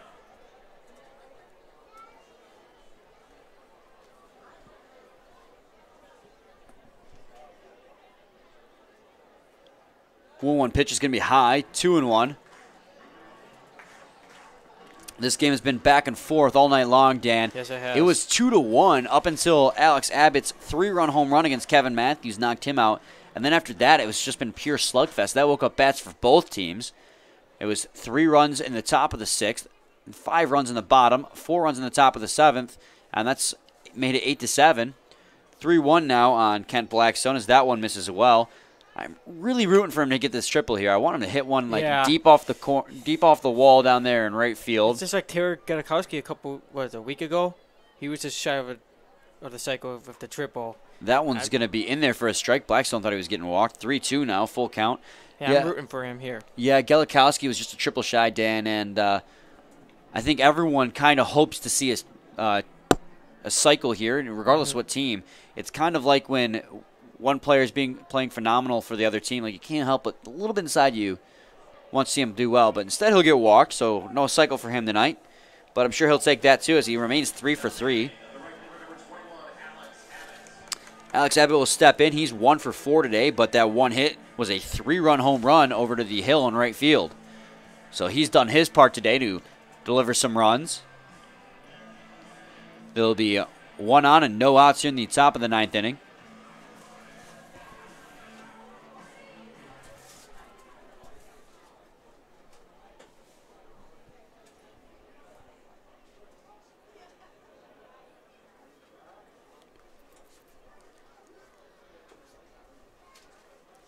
That one's going to be hit high in the air behind home plate. Kovalchuk's going to try and get back, but it's going to land in the stands in front of us here. So it'll be 0-1 now on Abbott. Meanwhile, Blackstone took off from first, but we'll have to retreat back now. It's just another thing to add to his list today if he stole a base as well. Man, I'm telling you, what a game for him tonight. Yeah. Blackstone trying to do it all. He's done great at offense. Done well in the base paths as well. He almost had a great defensive play until Hamner stole that glory from him. Comes the 0-1 pitch. It's going to be outside, 1-1. 1 ball, 1 strike, no outs here in the top of the 9th inning. 8-7 lead for the Mammoths. 6 of those runs coming courtesy of 2 3-run home runs, 1 from Blackstone, 1 from Abbott. RBIs also today from, if I can find it, Kent Blackstone as well. He actually has 4 RBIs today, as he had an RBI double back in the 3rd inning. Hey, look, you found it. I found it, yeah. Who would have guessed? And then Jeff Smith scored on a wild pitch as well. Comes the 1-1 pitch. That's going to get away from Kovalchuk, and Kent Blackstone's going to advance to second on the play. So a 2-1 count now and a runner in scoring position for the Westside Woolly Mammoths in the top of the 9th inning.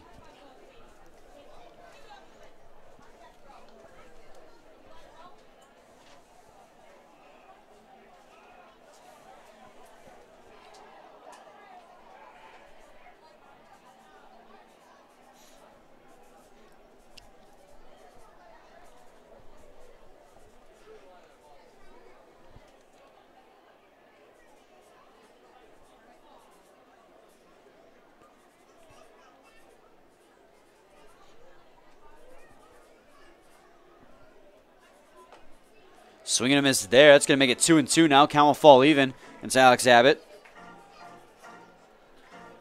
Runner in scoring position.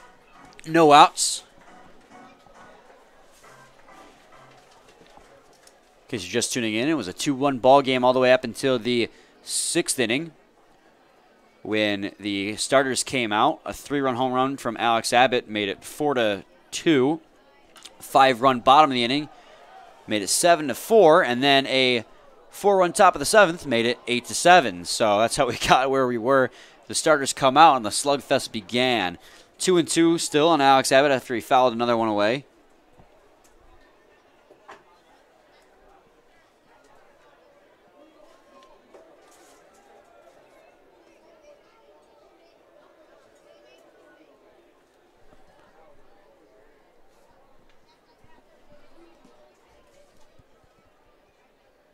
Here comes the 2-2 pitch. Just going to drive that one foul, stay alive. Good job by Alex Abbott here.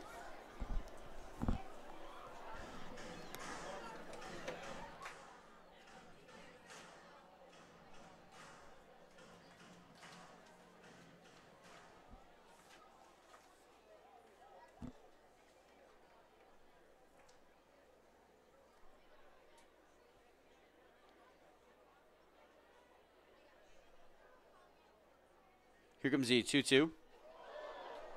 Going to drive that one deep to right field. That one's going to be gone a home. Oh, a ground rule double. Yep. Even the PA announcer was confused on that one as you're trying to figure out where that one landed. And it's going to be a ground rule double, and that's going to score another run for Alex Abbott.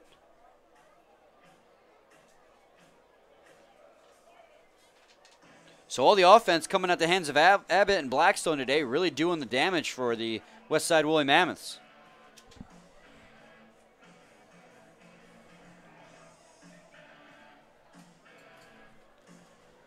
It's now a 9-7 game.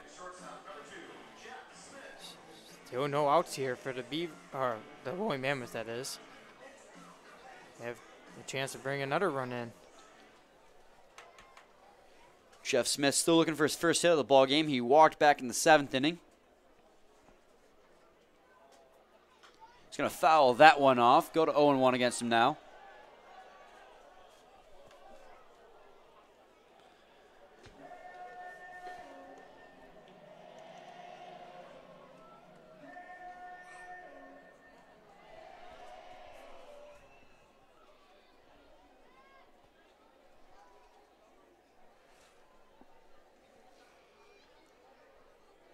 Alex Abbott at second base after his RBI ground rule double. That pitch is going to make it in there. 0-2 now on Jeff Smith, making it 8-7 or 9-7, extending the lead for the Mammoths before they go to the bottom of the 9th. Try to end this ball game.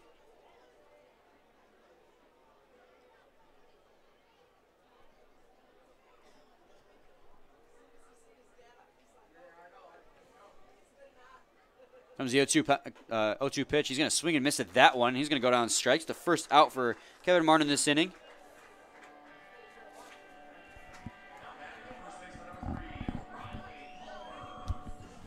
So now Riley Palmer will step in. He is 1 for 3 today. He was hit by a pitch back in the 2nd and had a base hit most recently in the 7th. And he has one heck of a beard.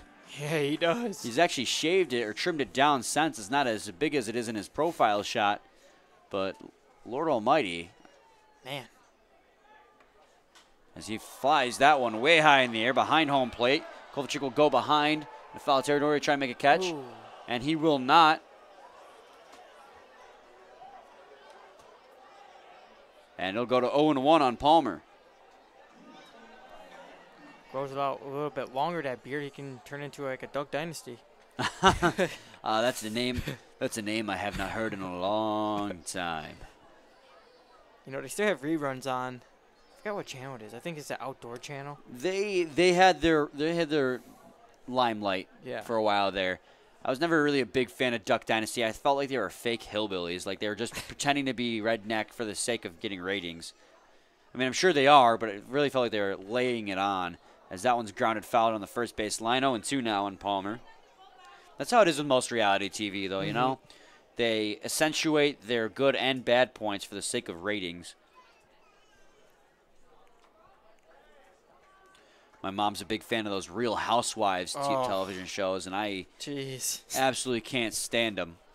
There's nothing worse than watching rich people cry about how terrible their lives are. Man. There's the 0-2 count, and that one's going to be popped in the air. The pitcher, Kevin Martin's going to get underneath it. Called off by Kovalchuk. Kovalchuk will fail to make the catch, and that's going to allow Riley Palmer to reach first safely, and Alex Abbott will advance to third. And actually, Palmer will get all the way to second on that. I feel it would have been a lot better if Martin would have got that. So Palmer will reach second on an E2.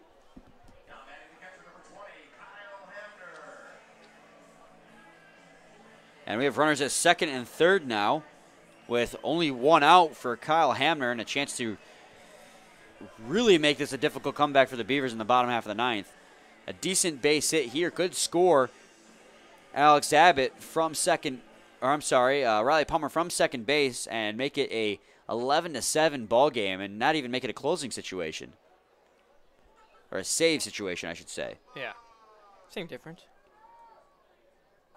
That one's going to be low in the dirt. A ball, 1-0. Kyle Hamner has 1 for 4 today. He had a base hit back in the 6th, but most recently has flied out to Clark in center.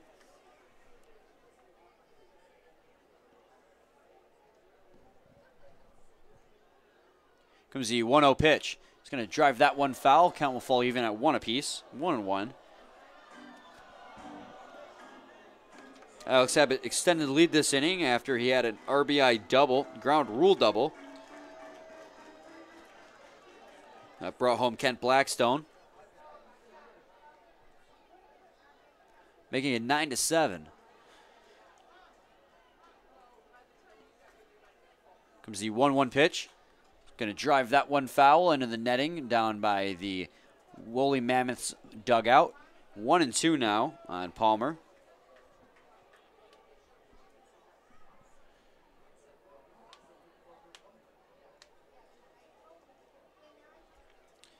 The only player on the Westside Woolly Mammoths lineup to have not reached safely today was Hagen Wilkie. Struck out 3 times and grounded out. So that one's going to be hit out of play. Remain 1-2. Tyler McVicker, I don't know if you can really count that. He struck out but reached base on a wild pitch. So I guess he did reach base.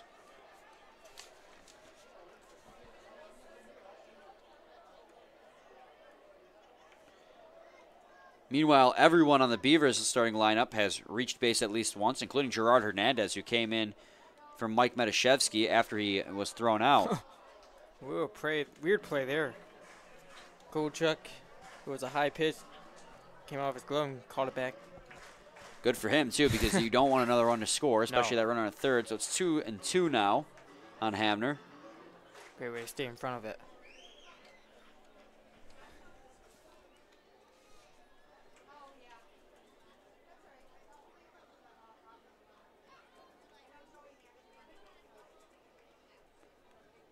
Comes the 2-2 pitch. It's going to be way inside. 3-2 now. Count will run full. And Kevin Martin having a lot of trouble this inning. Yes, he is. He did a good job closing out the 7th inning, the top of the 7th, and then has went and got everyone out in the 8th. The only one who reached base was the wild pitch. That one's going to be popped up. Rulis is going to get underneath it over there short. Going to make the catch. Going to be 2 outs now. So Tyler McVicker will step in with the runners at second and third and a chance to really crack this one open here. He is technically 0 for 4, but like I said, he reached first base the last time up thanks to a wild pitch.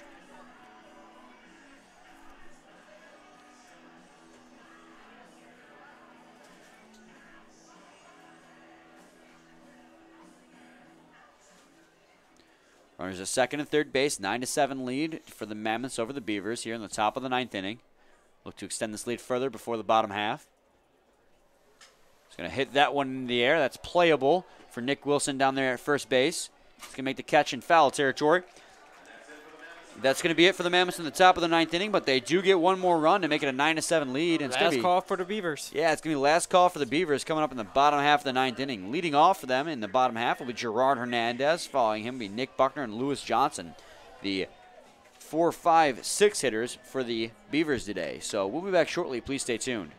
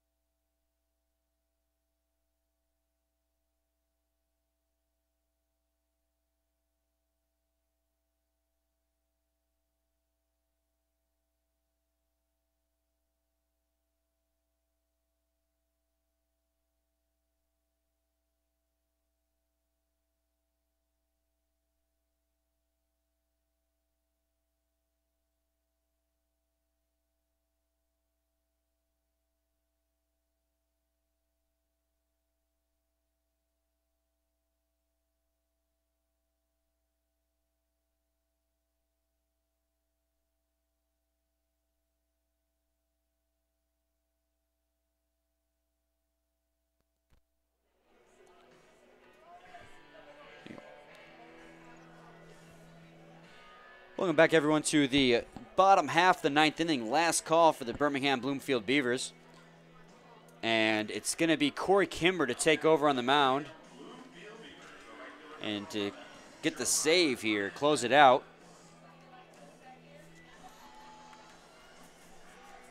Corey Kimber throws close to 100 miles an hour. I'm telling you. We've seen him top out at 98. Control is his main issue, though. He'll walk batters. He's got a 2-run lead to protect here in the bottom half of the 9th inning. Jared Ginter does a good job. In the 8th inning, he goes 1 inning pitched. No hits, no runs. 1 walk and 1 strikeout. So good relief appearance from him. So 1-0 on Gerard Hernandez. 1-0 pitch is going to be outside. 2-0 now. This is what I was talking about. He throws incredibly hard, but tends to miss the strike zone. That one came in at 94 miles an hour.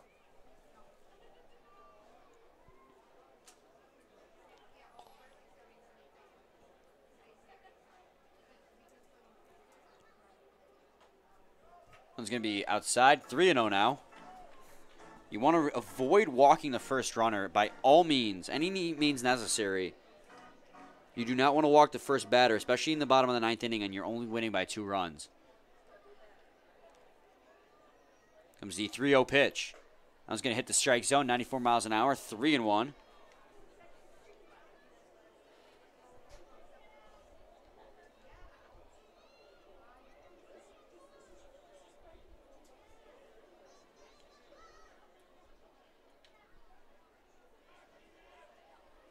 Comes the 3-1 pitch. He's going to fly that one foul. 3-2 now. Count will run full.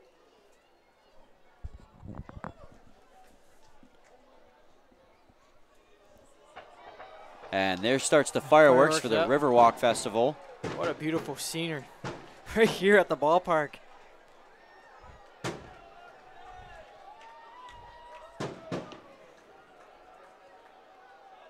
And looks like the players will wait to resume until the fireworks have ended.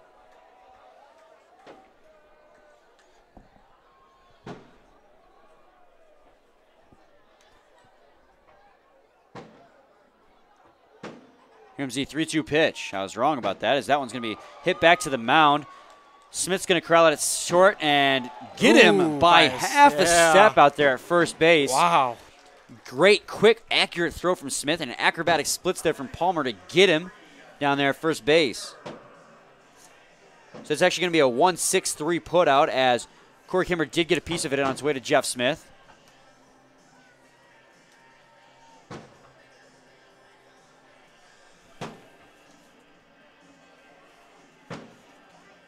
And I am surprised by how close these fireworks are going off. They are, yeah. Wow. So now Nick Buckner will stand in. He is 1 for 4 today. Had a double and back in the 6th and popped out as well in the 6th. He had 2 at-bats. 0-1 on him now. No men on, 1 out here in the bottom of the 9th inning. 9-7 lead for the Mammoths. Corey Kimber in to close it out. Swing and a miss there, 0-2.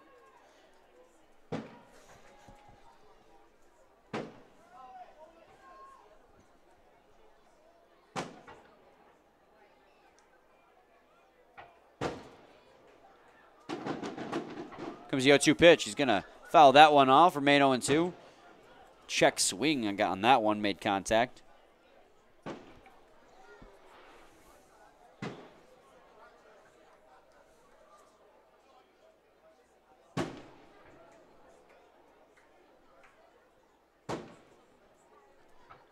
Comes the 0-2 pitch.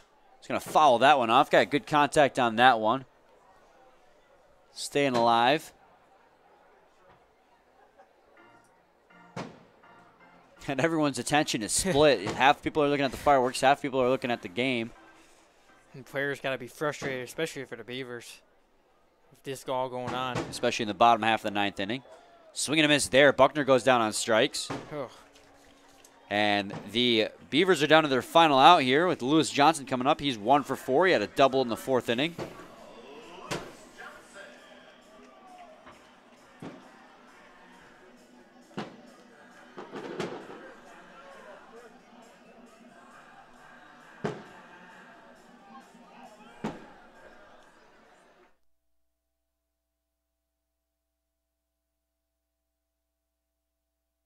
Yeah.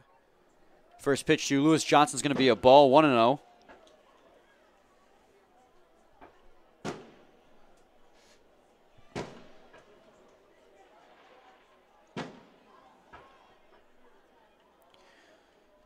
The wind that was blowing to right field died off now. A swing and a miss there, 1-1. So you got no wind to help you launch one out. Lewis Johnson doesn't have a home run yet. He only has 1 RBI. He's the last chance now for the Beavers to stay alive in this ball game. 1-1 pitch is going to be outside, 2-1.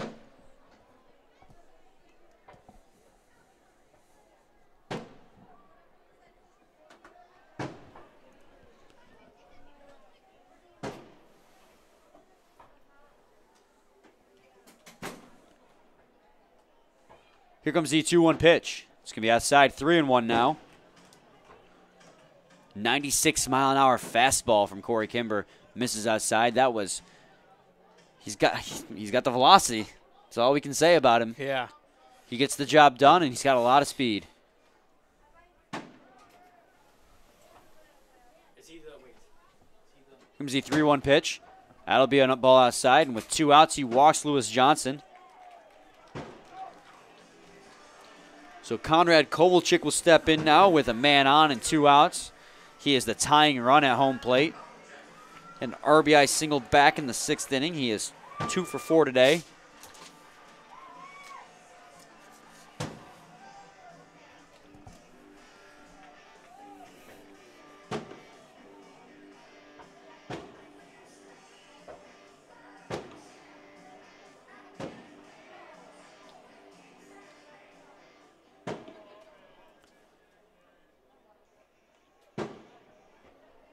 Here comes the first pitch to Kovalchik. That's going to be a strike in there at 95 miles an hour, 0-1.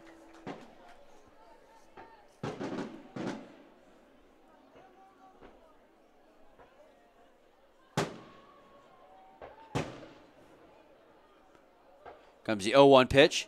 He's going to hit that one to right field. That's fairly deep. Abbott on the run, whoa. To the track, to the wall. He's going to make the catch on the warning track to end this ball game. And Conrad Kovalchik was just a few feet from tying this ball game. And we are done here at Jimmy John's Field. The Mammoths win the game 9-7 over top of the Beavers as the fireworks continue to go off in the background. Your winning pitcher for today is going to be Josh Mason. Your losing pitcher is going to be Chris Long. And your save is going to go to Corey Kimber. They're hard throwing.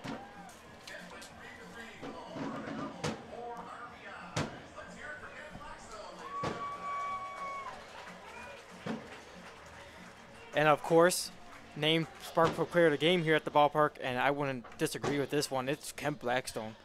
Yeah, I definitely think he is the unanimous player of the game, Dan. He went 3 for 3. He had a single in the first, RBI double in the third, a walk in the 6th, a 3-run home run in the 7th, and a walk in the 9th. Just phenomenal ball game for him tonight. And him and Abbott combined for, what was it?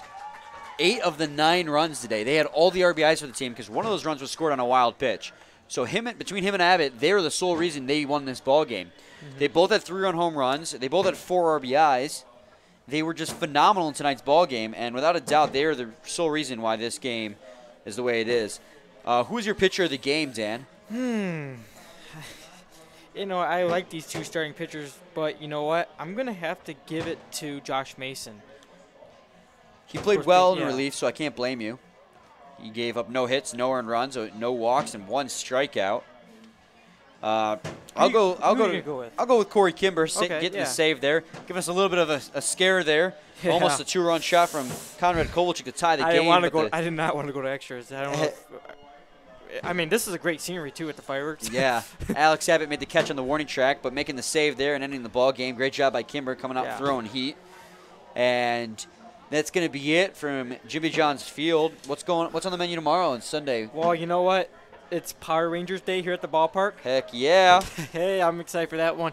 And we have the Eastside Diamond Hoppers taking on the Utica Unicorns. These two teams slug it out. Oh, yeah, they do. So it's going to be interesting to see what happens tomorrow, and it's going to be a great, obviously going to be a beautiful afternoon. In a rain-shortened game, Yeah. it was 7-5. The game before that, when they Yeah. faced off, 17-15, and before that, a 10-9 walk-off. Yes. So they tend to, like you said, have absolute slugfest for baseball games, and that's going to be it here at Jimmy John's Field. I'm Brian Fisher, Dan Dobler. Today's final: Beavers fall to the Mammoths 9-7, and Kent Blackstone and Alex Abbott providing all your offense with 4 RBIs apiece. And from Jimmy John's Field, that's going to be it. We'll see you guys tomorrow at 1:35 p.m. for that game between the Utica Unicorns and the Eastside Diamond Hoppers. Thank you guys for listening, and see you tomorrow.